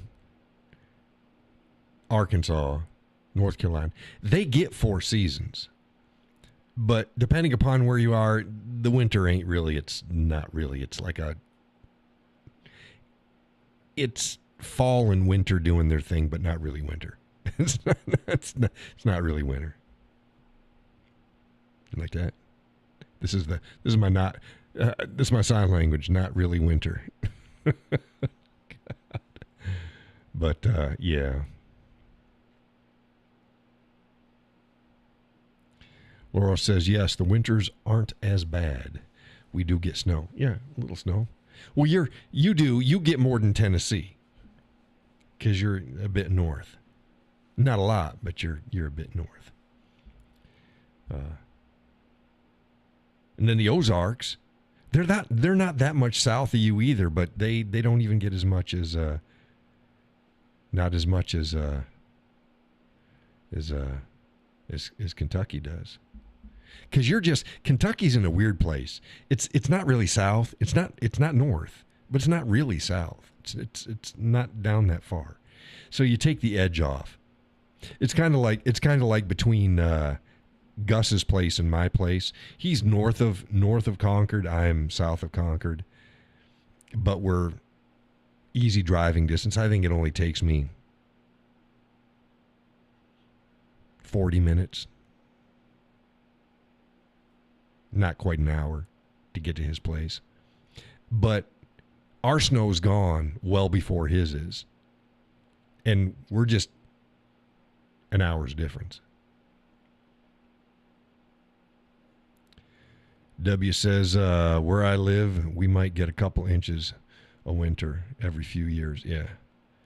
Laurel says, the northernmost southern state and the most southern north. Yeah. Kentucky. It's a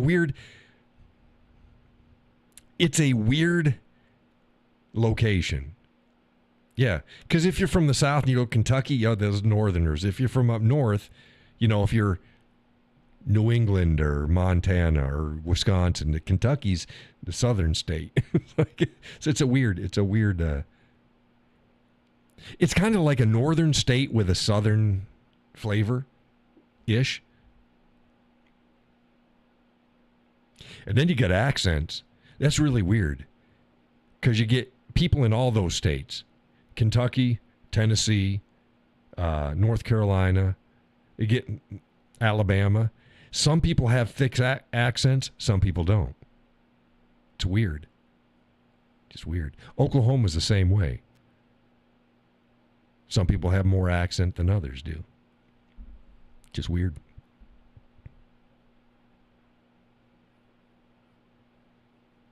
Just weird. What are you going to do?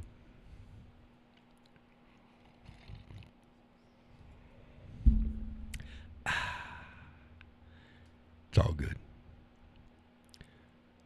Okay. We're about quarter after. Decent show. You folks didn't talk up too much. I'm sure I forgot a bunch of stuff.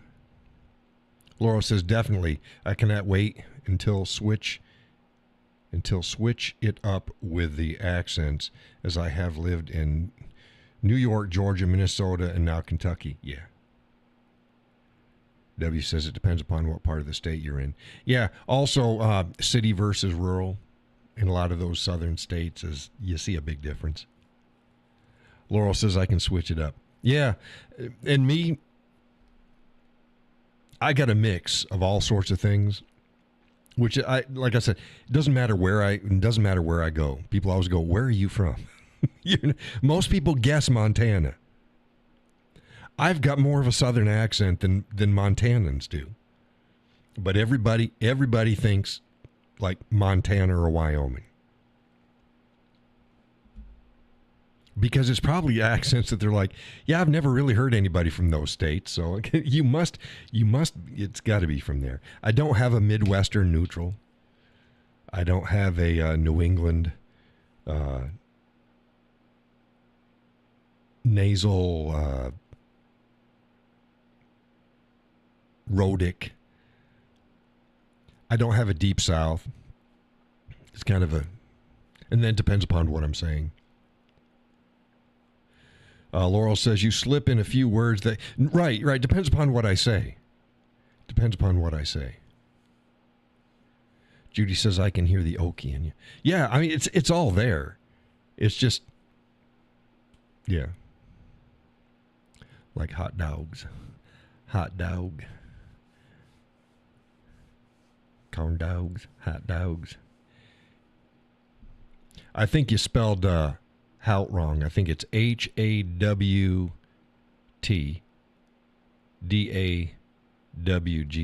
Hout dog. Hout dog. Give me a hot dog. Weirdos.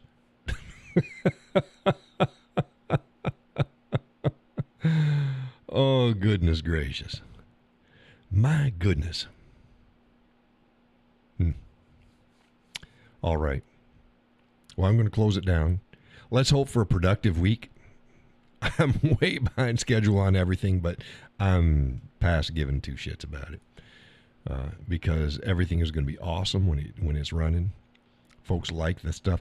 Yeah, and like I said to Peggy, if you have themes that you want, I'm not going to do specifically custom orders for stuff, but if you got a theme or something that you want, just shoot me off a line and go, hey, can I get I think that this would be good, I'm like, okay, and if I think it's something that I can work in, I'll do it. Laurel says I'm getting tired. Night, y'all. Sleep well. Night, Laurel. Night, W. Night, Judy. Peg's already gone. Gus, if you're there, I'm going to contact you this week because I didn't hear from you in the last few days.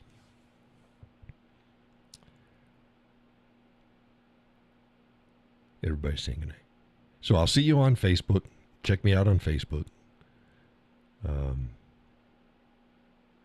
Next show, Wednesday night. Wednesday. And with that, sleep tight, God bless, and take care.